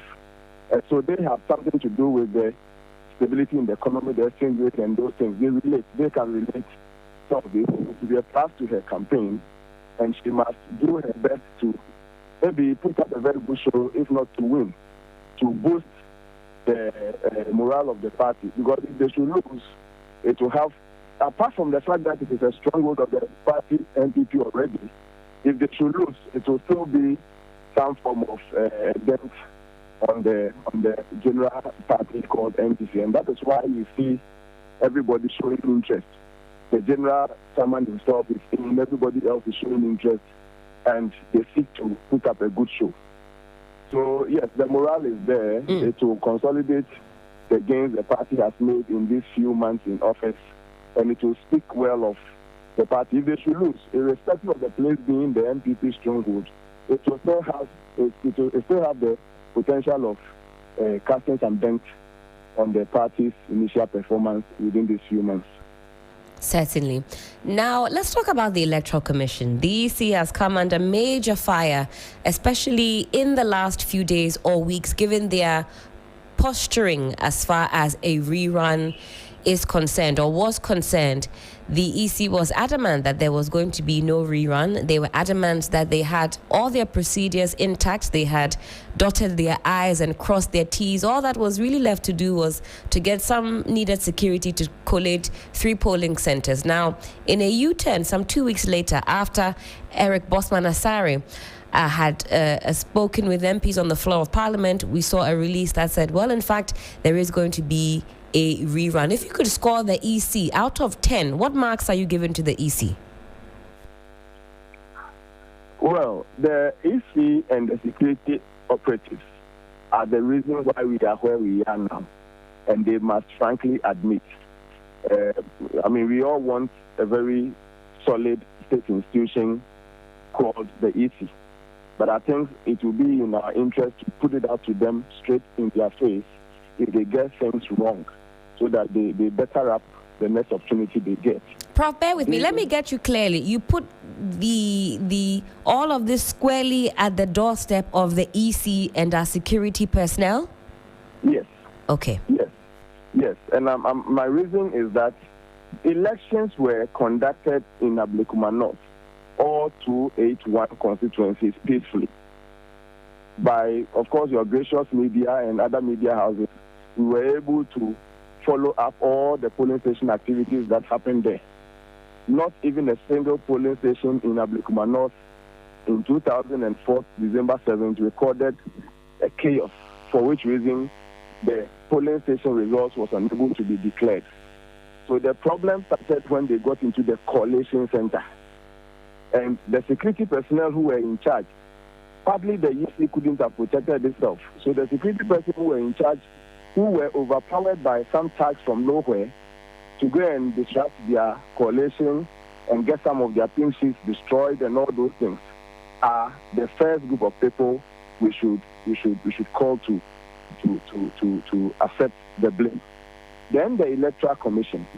In this day and age, how is it possible that we're able to conduct an election and you do not have backup of your own pin sheets, such that if the only one at the coalition center gets destroyed, you do not have anything to rely on? So the Electoral Commission, we are told, were relying on pin sheets as provided by the NPP, or let me say one of the political parties, in addition to some scanned copies that were provided by political parties.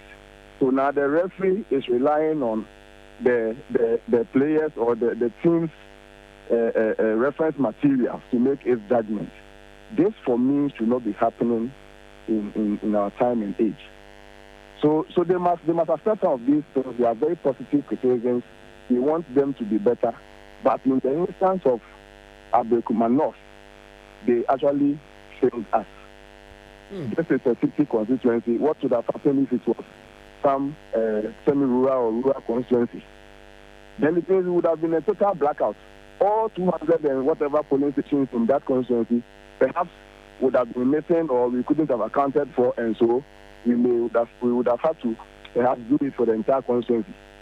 All right. So they must really accept to do better, and the security must be fearless. They do not have to look at colors in the work they do, such that if you are in that uniform, you do not say, I was overpowered by some tags or whatsoever. If you needed reinforcement, you should have called for reinforcement and ensured that the security of the coalition was intact. So we are here largely because the security system failed us. And then the EC2 could not demonstrate any backup, such that all we had was destroyed. This is a serious security implication activity you are organizing. So always have backups. Always have backups. And we would urge them to put in place the needed infrastructure, to have backups right from the polling station level, so that when there is disparity between the scanned copies of one political party or the other player, you, the neutral, independent body, will bring out your reference, and it will bring finality to whatever confusion that might arise due to disparity between political parties. And trust me, if you leave the MPP and the NDC to bring their documents and source of reference, you trust me, as genuine as their documents may seem, you never can tell what they can do, especially the NDC and the NPP. So the EC must always take responsibility for the security and sanctity of their documents, such that at no instance must they say there was one disruption or the other. And the disruption may not only be in the form of attack like we had in Ablekuma North. No, some heavy rain can occur on your way from the polling station to the coalition center. Are they going to tell us that, some heavy rain occurred, it blew off all the pin sheets, and so all the votes that have been cast at those affected should be cancelled and be rerun? I don't think we can go forward as a country in that manner. So I will continue to put the blame squarely at the feet of the EC and the security services. Prof, thank you for that thought. And time check, 15 minutes to the top of the hour. This is still 3FM Sunrise on 3FM 92.7. In fact, this is still your election command center. And we are seeing some sites, some interesting occurrences in Ablekuma North. All right, so there's a security brief at various polling stations, a security brief at various polling stations. We'll be finding out exactly who is giving this security brief. But Emmanuel, you can see on the screens, and if you're watching us on Facebook, it looks like some much needed reinforcement has arrived in Ablekuma North. We'll seek to put some more flesh on the bones and let you know exactly why that is the case. I mean, Emmanuel, it almost feels as if today is a national elections. What do you make of these extra personnel? You see some of them, for those of you who are not watching, but you've got, some 4x4s, a number of them, one after the other. I see some in helmets. Immigration. Why do we have immigration here? In fact, let me thank Prof for his analysis. In fact, Prof, I did enjoy every bit of it, especially the impartial manner you did it.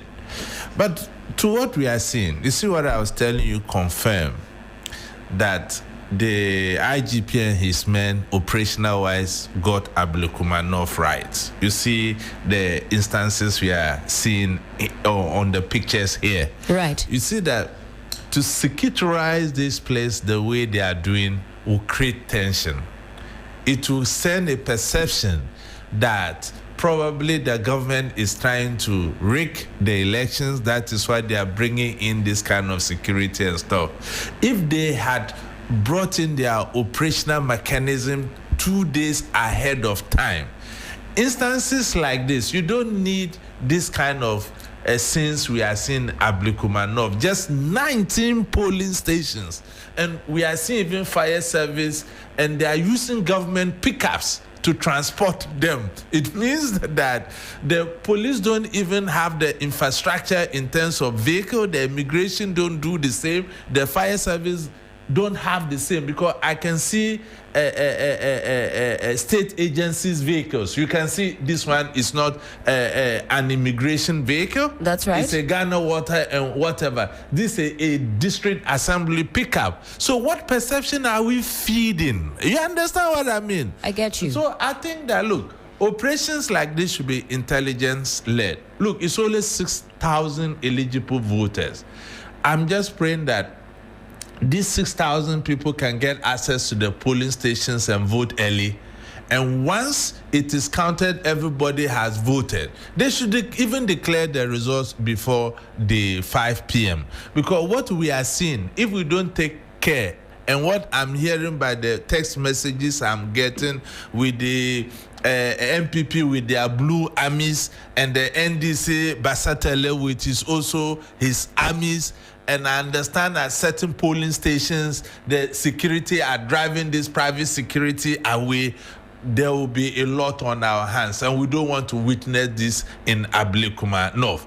And the security personnel who slapped the journalist, as a matter of agency, I will urge that you people should take this issue up as a body to see what the police as an institution does to one of their own. You see, we must begin to set people as exemplars, Absolutely, to serve as deterrents. And I also urge the journalists that after the police service inquiry on this gentleman, at least you should take legal action for remedy, so that we are building our institutions and we must test our laws. Most certainly. Let's head back into the constituency. My colleague Stanley Niblo is at the Methodist Church in Odorkor. We understand there's going to be some sort of security briefing, bring some sanity, security reinforcement. Okay, so he's in the heart of Odorkor, where we see a lot of security personnel coming into the area. Let's find out exactly what is going on. Stanley, hello, good morning. Good morning. Stanley, I hope you are safe wherever it is that you're standing. And where exactly are you speaking to us from? Yeah, so I'm speaking to you from Odorkor Church, the Odorkor Methodist Church, which is the collation center. It was the collation center during the 7th December 2024 elections. Here used to be 3 polling centers that are here, but currently it's only one that is being operational. And then a lot of voters have been trickling in, but some of them, when they come in, they were thinking that their polling station is the actual one that is being used. But to their disappointment, they are being told that, okay, so they've collapsed 2 polling stations and they are using 1, and so they can't. Their names are not at that particular polling station, and so they can't partake in the process. So they disappointedly had to go back to their various homes. But as I speak, you mentioned about security issue. That's right. And this place, a lot of security has been here.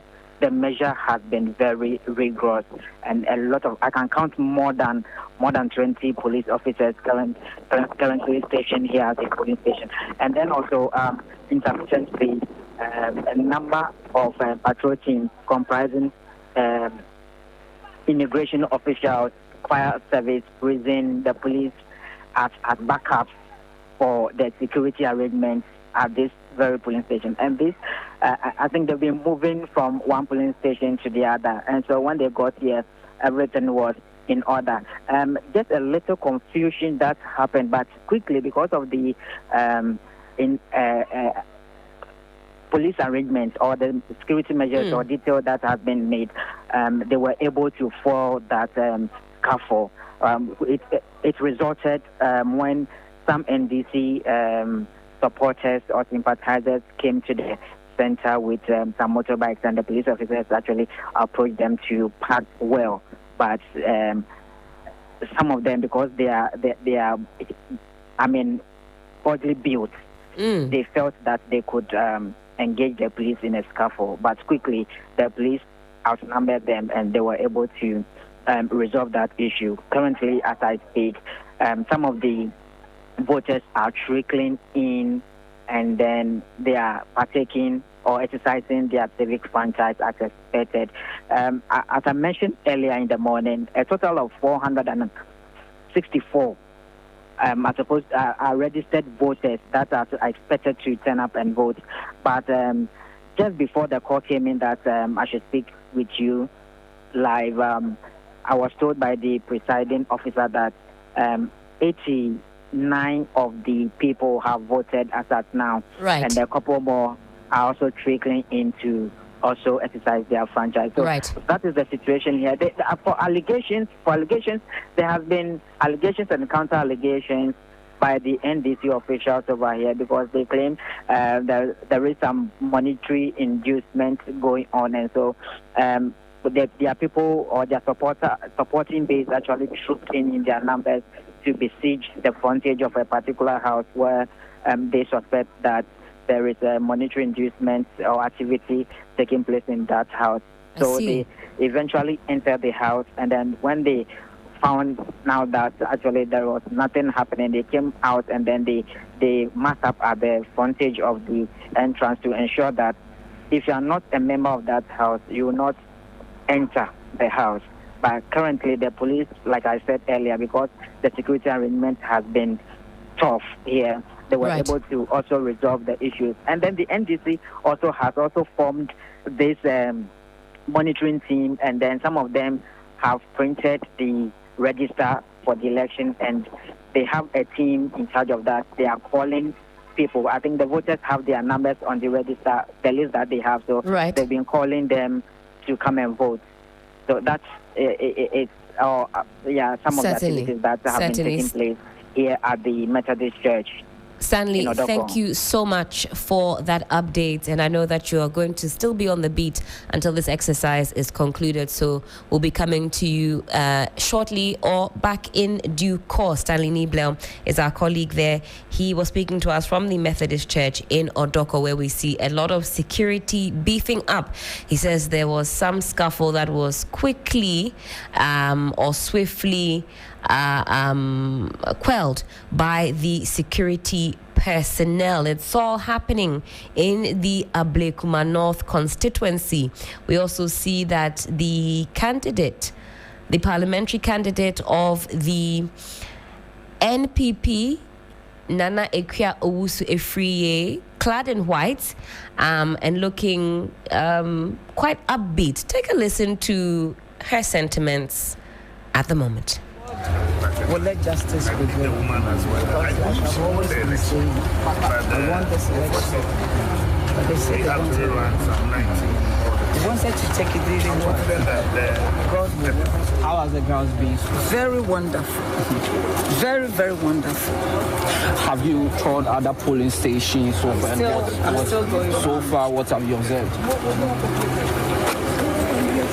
I'm still. Odorkor Pentecost. I learned the NDC guys are there causing confusion. Yes. 92.7. So I feel the police Lifestyle radio station. Able to curb the situation there. But so far, I think it's okay. Are you so far impressed with the police presence? Yes. Yes. God will let justice prevail. Professor Smart Sapon on the phone lines. Prof, what a morning it has been so far. We're just still bringing you all the sights and sounds on what is happening in Ablekuma North. There's another theme I wanted to get your thoughts on before we bid you farewell this morning. This idea of manicracy. Yesterday, we're told that it was more than a jamboree in Ablekuma North. Gifts were flying. We've heard figures abounding. I mean, if you were a student, computers, I heard mobile phones. Weigh in on this for me, Prof. I suspect we might have lost Prof again on the telephone lines. But back in studio, Emmanuel Beatrice still in the studios. We will try and reconnect with Prof for his final thoughts on this particular issue. But Beatrice, you have been busy. I have been busy. We've all been busy because Ablekuma North is super busy. It's We've on seen fire some this morning. Reinforcement. We spoke with Sunny Niblo. He's at the Methodist Church in Odorkor. Yeah. Scores of security personnel in the back of pickups and so on, because there have been some scuffles. I hear there's a blue army facing off against a green army, motorbikes and all of that. And Emmanuel has been attempting to explain to us the optics that this will suggest, or what the optics look like when it comes to this rerun in some 19 polling stations in Ablekuma North. In fact, it's only just gone 10 a.m. We still have some hours to go. It's up until 5 p.m. Up until 5 p.m. And hopefully we are easing into the sanity of proceedings. Emmanuel, is that the case that the initial stages will see this kind of upheaval? Once it settles, are we confident that we should move forward with no skirmishes? I think I agree with you. When it settles in, where we'll get a lot of upheavals is the closing stages as well. Okay. And they know the illiterates have become more discerning. Many people will not go and vote early. They will expect more inducement. And like you mentioned, NDC is carrying a register with numbers and calling. The other party is doing that. They'll ask you, have you voted? So they want to take every bit of the pennies before they decide which directions they go. It's a strategy that one could employ. Yes, to them, whoever wins, they will not even see the person to another election cycle. And that goes to the crunch of the problems we talk about. Just imagine an election of an MP will be this contentious. What about presidential elections? So, I mean, it does make sense to me as well, because earlier when we're speaking to the correspondents, they were saying, oh, we're expecting about 400 people, only 20 have voted. We're expecting 200 and something, around 15 have voted. So if what you're saying is anything to go by, then now it does make sense to me. But Helen, you were saying earlier that the security agencies seem to be displaying in vehicles, back of pickups and all of that. For me, none of that is important. What is important is, at the end of the day, whatever styles or acrobatics, whatever they display, there is peace, there is calm. Not a single police officer again goes to slap anybody, whether it's a journalist or is a civilian or it's anybody. I mean, we just want to be sure that everything that is going on will result in peace and the person is elected, whoever is elected, really. I mean, we get to see the person without any violence associated with it. And I think that you also made a point about the MPP candidate talking. That's and right. And she's been talking actually since yesterday. She's been very busy talking, and it seems per what I'm observing and hearing, she seems to be very involved.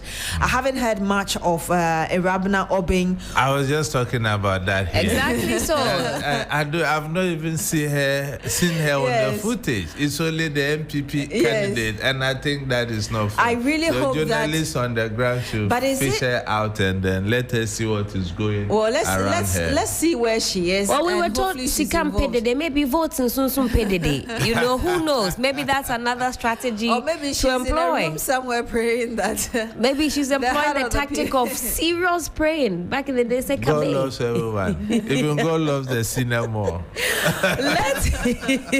Let's take you back into the constituency, right? And take a look at this. And for those of you who aren't watching, take a listen to some sort of. Okay, we don't have the sound. But if you're watching us on Facebook, you can take a look at what seems to be, there was an earlier video playing, if we can get that, what seems to be some confrontation between members of the NDC and the police. We'll bring that back round for you, and then you can get some better particulars. And when we spoke with Stanley Nibleo, he made mention of what has transpired, at least where he is so far. Yes, okay. Irabna Obin. Can we cite her there? Aha. What's she wearing? She's the one in white. Yeah. So those who say you haven't spotted her, there she is. I just said that. There she is. There she is. And I see that also on our stream. Those of you asking questions, well, there she is. If you're watching on Facebook, she has emerged. She's also in white. Nana Ekia Efriye also in white. Both ladies feeling victorious. You'll recall that after 7th December, both ladies mounted their billboards. They said, Thank you for voting me. Congrats to me. Thank you. I've won. I'm here to serve you. Now we'll really know this evening who will mount that permanent billboard. And I really pray that the margin will be that huge that there will be no confusion. Exactly. It should be that clear. How many people? 6,000, and already some votes have been counted in the other 200 plus constituencies. So let's hope that the margins are as clear as possible. With that, I mean, you can't contest it. Yes. Emmanuel, let's talk about margins there, because I think Beatrice has opened up a new can of worms. Yeah. We have attempted to collate number 1, number 2, 3, 4, for all the way 8 times. Didn't work. We've seen everything that has transpired so far. What happens after today if we are told that there are more discrepancies? In fact, that will bring us to the starting point again. Maybe they may have to rerun the entire constituency, because out of the 3 outstanding polling stations that were remaining, according to the MPP candidate, she was leading by 400 plus votes. In fact, the national executive said 414. She said 394. So there was some discrepancies here. So now today, if by the close of the day they declare and there's even overvoting, the entire electoral process will be in disrepute. It means that certain malfeasances went on. So it's a dicey situation, and we just have to be hopeful that the gap, like Beatrice mentioned, should be more side that the other person cannot contest.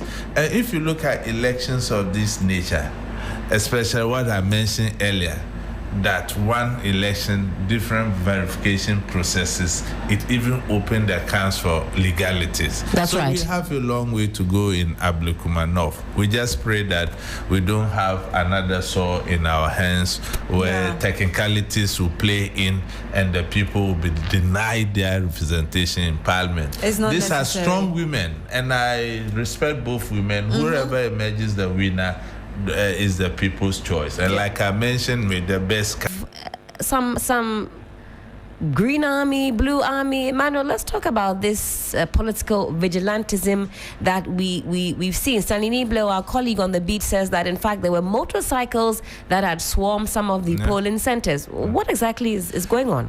You see, Ellen, in fact, we can't enact laws and we don't kind of affect them.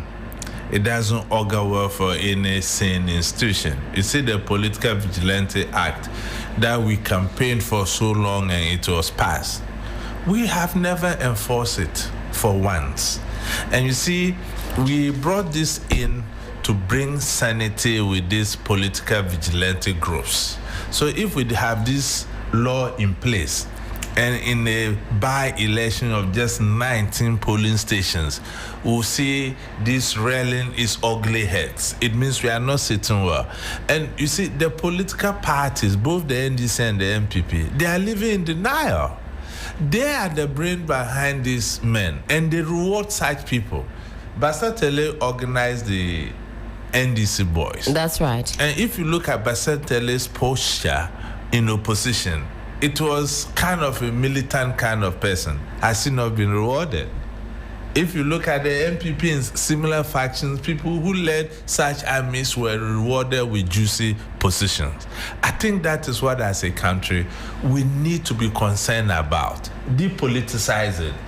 And make sure that our legally mandated institutions like the police take charge of these situations. I'm happy the police stamped the authority and drove them away. And I saw your reporter put it mildly that the police drove private security people away. For Christ's sake, what is private security doing in a security charge elections of this nature?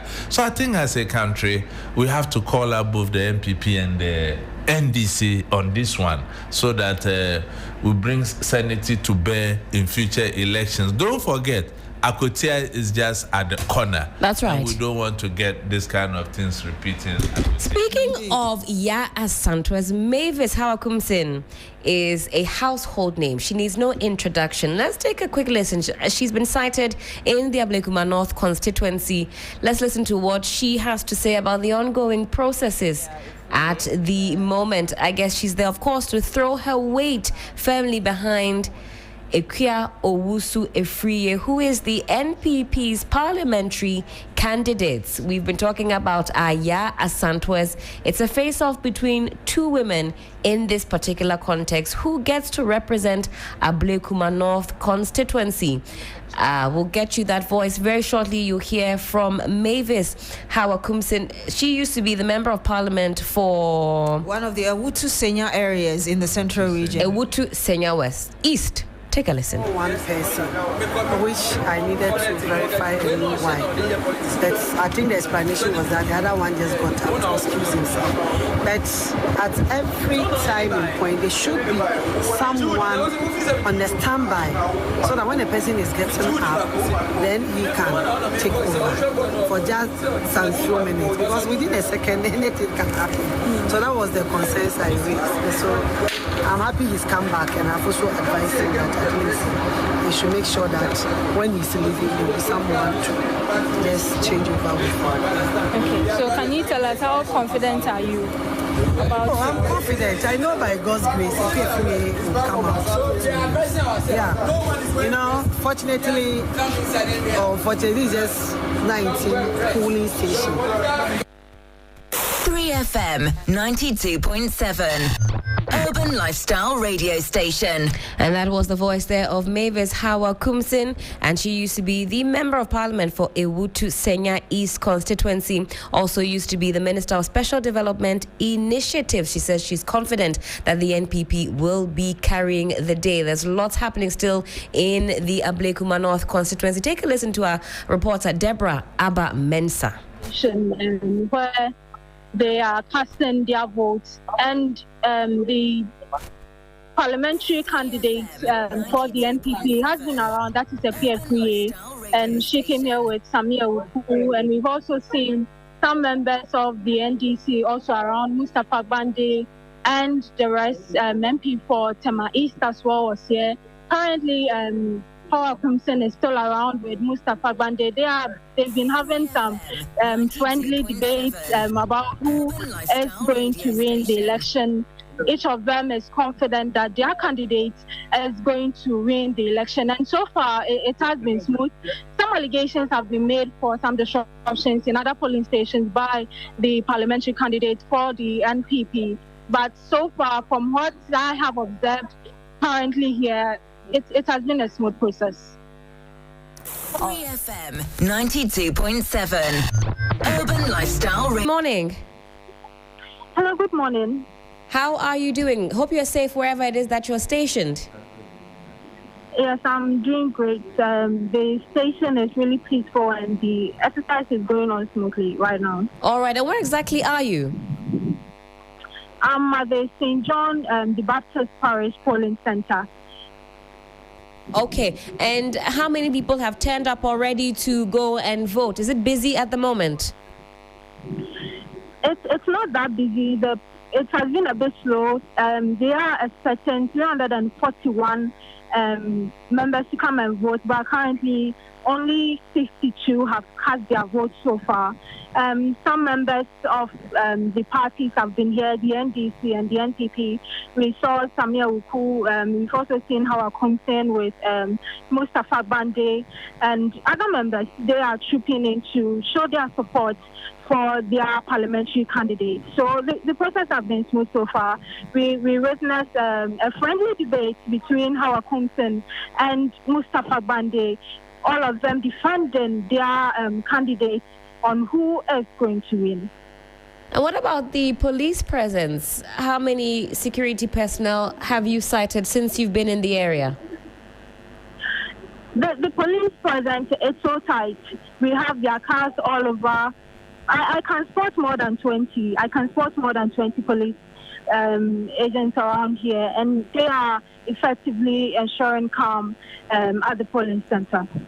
And what about the mood in the constituency, from the residents, through to those who are merely visiting the constituency to throw their weight behind a particular candidate? What are you reading? It's been calm. They are around, but all of them are just observing. Those coming to cast their votes are just trooping in to cast and move out. Others are also around, just checking on what is happening at the polling center. It's a peaceful environment, and it's really calm here. Most certainly, Deborah, thank you so much for keeping us up to date. At least where you are, it seems quite calm, with not too much fracas ongoing. We hope it continues up until the rest of the day, but we'll certainly be connecting with you in due course. Deborah, our correspondent also in the Ablekuma North constituency. All right, and if you're watching us on Facebook, you can see the General Secretary, the national chairman, of the National Democratic Congress. He has stormed the Ablekuma North constituency. I believe he was there yesterday. Am I right, Beatrice? He was in the constituency. I mean, a lot of bigwigs yesterday didn't spare the moment, but just seeing General Mosquito, as he's popularly called or affectionately called, is just. So where's Justin Kodia? Well, Beatrice, where's Justin Kodia? But I made the point earlier this morning. It's alleged that he was cited yesterday in the constituency. Yes, and but he remained whether he should get out of his car or not, or stay in. But I don't know. I mean, you may only see him there if he's willing to eat a humble pie to say, you know what? Yeah, we held the press conference, but I think since our candidate has expressed her willingness to be part of it, we want to throw our support behind her. I think that would be more, acceptable if we were to see him in the constituency. But yeah, I was talking about General Mosquito when I saw him. We don't have the sound, Emmanuel, sadly, of this one, but as soon as we can play exactly what is being said, we will do so. Emmanuel, speak to us about the optics. What kind of, shall I say, confidence will this inspire in the NDC supporters in Ablekuma North as they see General Chairman, these days it's confusing, General Mosquito inside the constituency? It's a morale booster. And NDC main objective is to break that cycle of losses they have suffered at Ablekuma North. This is the only time they have come closer. And more so, they are in government. It will be a huge blow on their face if they don't win the Ablekuma North seat. It will kind of embolden the MPP to believe that indeed, if they do their stuff well, they can rebuild. And to me, the rebuilding process of the MPP begins today in Ablekuma North. So that is why I'm sad that I can't see Justin Kodua here. And he should just eat the humble pie. The party is bigger than him. Otherwise, he will face a very difficult challenge for a re-election. Emmanuel, is that easy to do? Is that so easy to eat that humble pie? And look, the party is bigger than any individual. We are humans. We make mistakes. And it is only brave people who admit mistakes when they make them. When you make a mistake and you are shying away from admitting same, it means that you are not brave. There is nothing absolutely wrong. You see, the General Secretary, the former General Secretary, now National Chairman, is here. I know the National Chairman of the MPP is incapacitated. That's right. But the General Secretary should be here. Why is he not here? Is it that the decision to move on with the election is not that of the party? And at any rate, which colors is Ifri carrying?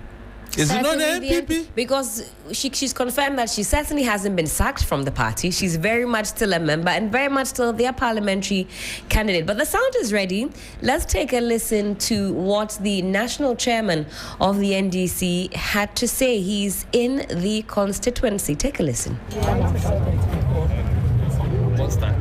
So far, turnout.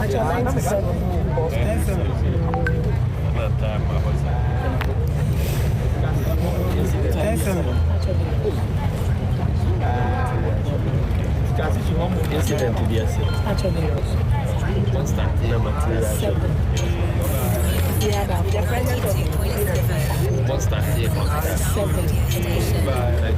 with the presence of agents.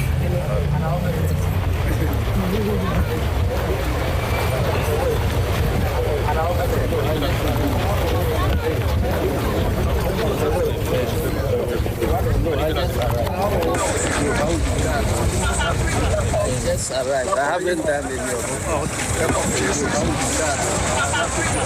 Yes, all right. I haven't done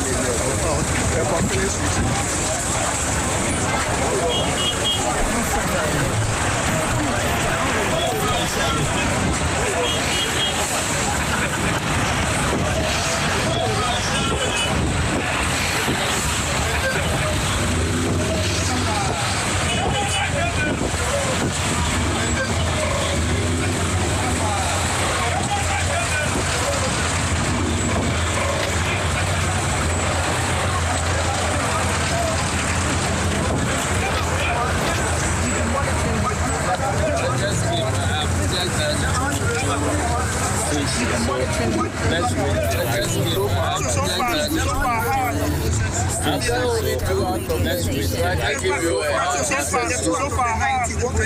after only 2 out there, okay, so I can give you a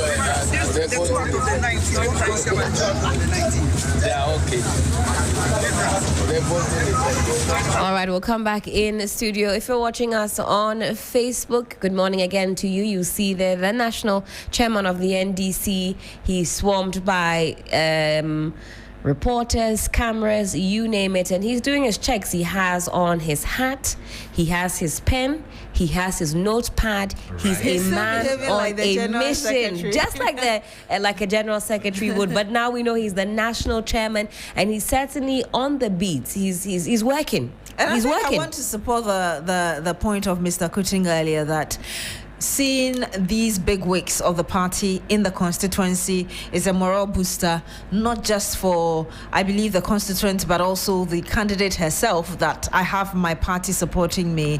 And just to note that if you're watching, indeed, the chairman is not just swarmed by reporters or people in the area who just perhaps are seeing him for the first time and are excited.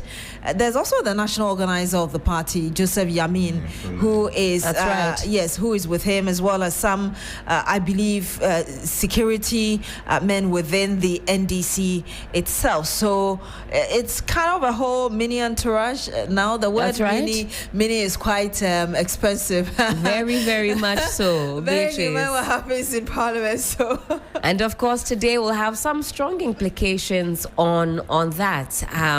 There's everything to watch. You see, Nana B and Kwa are all missing in action. And you see, the election at Ablekuma not seem to reflect the divisions in the MPP. And, you know, people say it, we don't believe it. But it's playing out. Because this is serious elections the MPP need to do to consolidate and rebuild. And even by winning this seat, they will be winning some level of confidence in the eyes of the general public that indeed people still believe in the ideals of the party. But to just abandon your candidate in this manner, it speaks volumes. And you see another thing. You see, I was thinking that yesterday we would have seen a unified force of all the presidential aspirants moving together in one voice to tell or send a message to the good people of Ghana that despite our divisions, we still believe in the MPP. And I mentioned this here the other time. I even raised the objection that, look, I have not seen the NDC candidate before her footage came when she came to vote. So how do you even accuse a station like this of bias? You understand me? I think we must put our pride aside, think about the party first, and look at people who have sacrificed for this party. Then you have come now, you are leaders, you are enjoying. Look, there are people who died in their and they are in their graves now sacrificing for this party, and they have not even enjoyed anything on the party. You understand? So this, we are encouraging the youth in leadership position. But unfortunately, look as if we are too emotional. We don't think outside the box. We don't look at long-term implications of our decisions now. We just take short-term decisions in the spur of the moment without having second thought about it. And this is because if MPP sinks, it's Ghana democracy that is sinking, because we need a very vibrant opposition to put the government in checks. Absolutely. So that we can all benefit from the national cake. Especially when you have a multi-party system that you want to guard. You don't want a one-party or... I think even the last few years, the concern has been a two-party state. We've literally become a two-party state. So if now you're a two-party state and the other party similarly is not pulling up its strength in terms of measuring up to the kind of democracy that we've set for ourselves, then it becomes a bit of a challenge. But again, just emphasizing the point, Mr. Kutin, you're making, that we need to put our emotions aside and ensure that we step forward with our best, foot, as it were. But these things, I think, take deliberate decisions. You need to sit down and say that we are deciding to go this way, irrespective of whatever issues that we have. And the only perfect example I can give is what people say about what love is. That is not emotion, it is a decision. So you're deciding that irrespective of whatever it is that is going on that we are not happy about, we are going forward to present ourselves as if everything was okay. So most certainly, I see a number of you. The strength of a leader is forgiveness.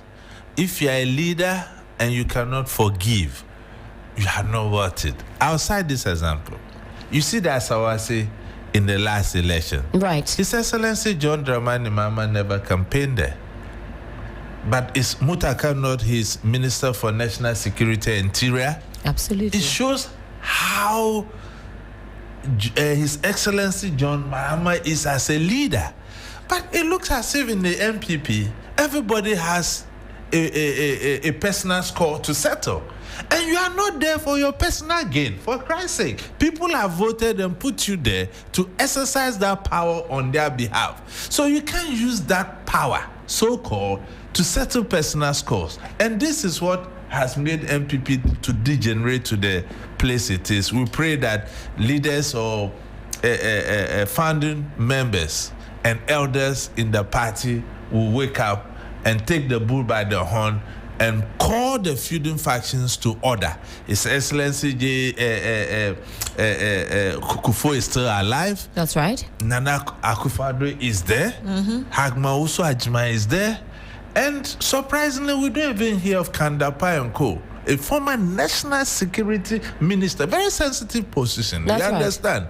You can serve in government under this party is going this way, nobody is hearing about you. And there are other elders within the party.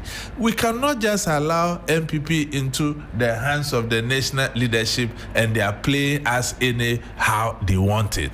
Every political period and its era. J. Kufuor era came and went. Nana Akufo-Addo era came and is gone. Now we need to unite and look forward to whichever we feel that can lead us to victory. And like His Eminent Otumfuo said, we don't just elect a candidate for the party. We must elect a candidate for the entire Ghanaian people. A candidate the Ghanaian people will buy into. And I think this is the crossroad the MPP need to cross. For me, Helen wanted to come in. Just very briefly to mention that we're seeing all of your thoughts and your messages across our streams. Keep watching us on YouTube. The stream is live. Also on Facebook. Some of the comments I'll have to redact before I read them out.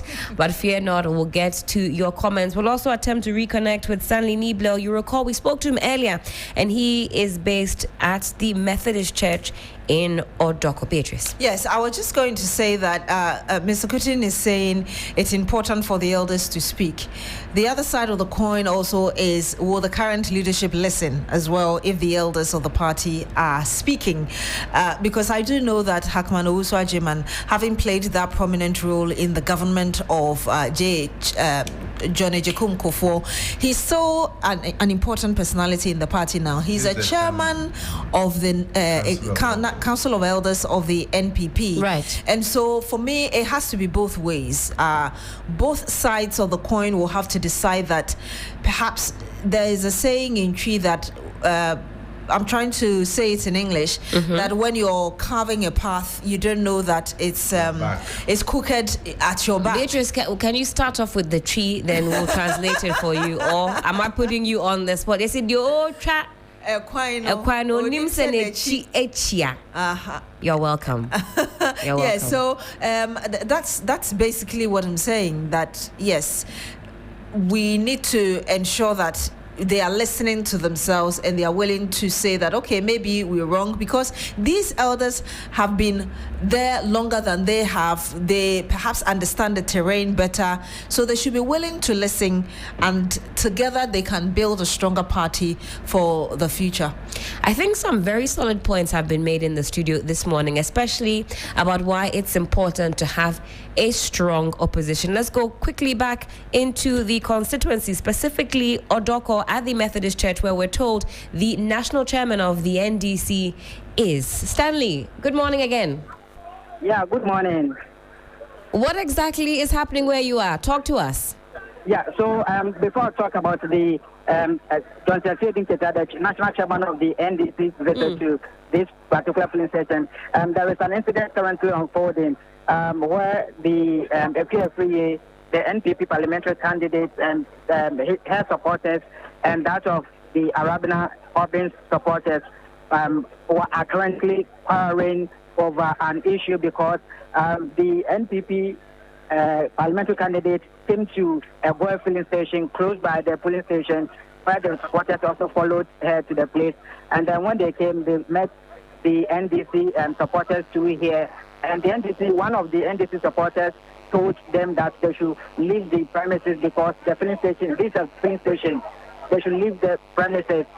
And this has actually ignited a confrontation between the two factions. And so the NDC supporters had to fled the scene. They've started in a pickup and they fled the scene. But the NPP supporters, who are mainly men, are here chanting and then exercising their and expressing their infuriation at what the NDC guys did. And so for them, they are ready to confront the NDC supporters no matter what.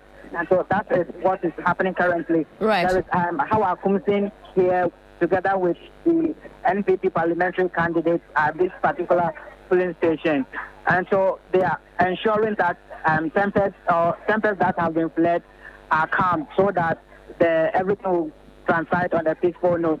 And that has been what is happening now. But earlier, the NDC national chairman was at the this very polling station, which is the Odorkor Methodist Church. Like I said, I indicated earlier, this is one of the 19 stations that the exercise is taking place. When he came to take some key information from the presiding officer, and he came to find out the total number that are expected to turn up to vote. And then also he spoke about, they also got information about how many voters have so far exercised their franchise. So when those information were given to him, then he said he's moving to other stations. So far, he has moved to 2 stations, and so he's moving to the 17 other polling stations. So he did not even have time to speak to the media because he claimed that he wasn't having enough information to share with the media. And so after he had visited all the 19 polling stations and he has acquainted himself with the information or the whatever activities that have transpired at all the stations, he would then engage the media in an interview. Most certainly. Thank you so much, Stanley, for that update. And of course, I know you're still on the beat for us, and we'll be coming back to you for any more updates on what is happening on ground. So thank you, Stanley, for that particular update. Stanley Niebler, they're reporting to us live from the Methodist Church in Odorkor. Let's speak now with Eric Mauna Egbeta. He's on the phone lines. Mauna, hello, good morning. Hi, Helen, good morning. Hope you're doing well. Hope you're safe wherever you're stationed. Yes, I am. I'm at the Odorkor Press before polling station where voting has been relatively, to a great extent, smooth. There was just a slight hitch. Right. This is where you were reporting to us from, where there was a polling center actually inside the building, and they've come outside. Okay. Yes.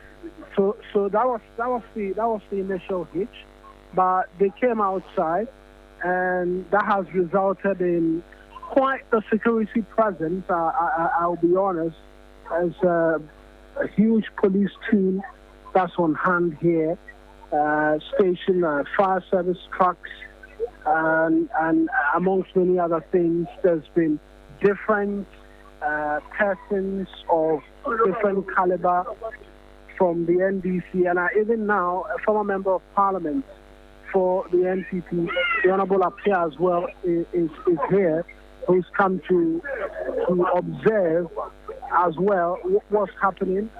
I'm seeing the former Ghana Health Service, the former NHI CEO as well. He's as well made his way here, observing the process. Honorable, if we could just briefly speak to you. You've observed the process.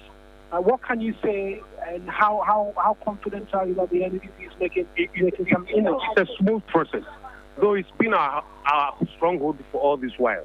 I think we are making very good impact, both the NDC and NPP.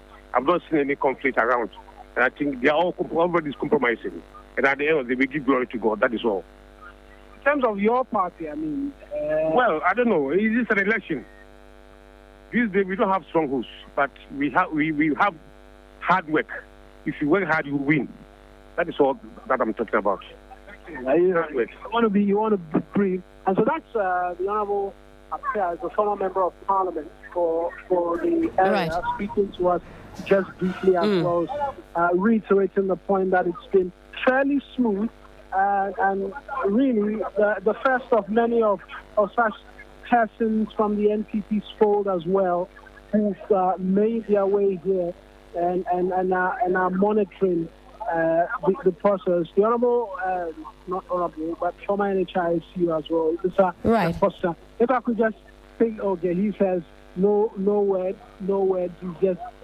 He's just trying to as well monitor the process, and so it continues to attract quite the attention from all the parties. We've seen enough big wigs come through and all trying to observe the process and then for themselves make sure that it's all going well and hoping for the best.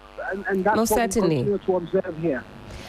Mauna, thank you so much for this update. Of course, we'll be looking to you for any subsequent ones to follow. Eric Mauna Egbeta speaking to us there from Odorkor Press before, where there was a polling center actually situated inside the building, and now that they have come outside, he says processes are underway peacefully. Well, very shortly we will be bidding you farewell on this extended coverage on 3FM Sunrise on 3FM 92.7 of the rerun happening across some 19 polling stations in Ablekuma North. Emmanuel Kutin still with us this morning as we wrap up on this one. What a morning it has been, Emmanuel.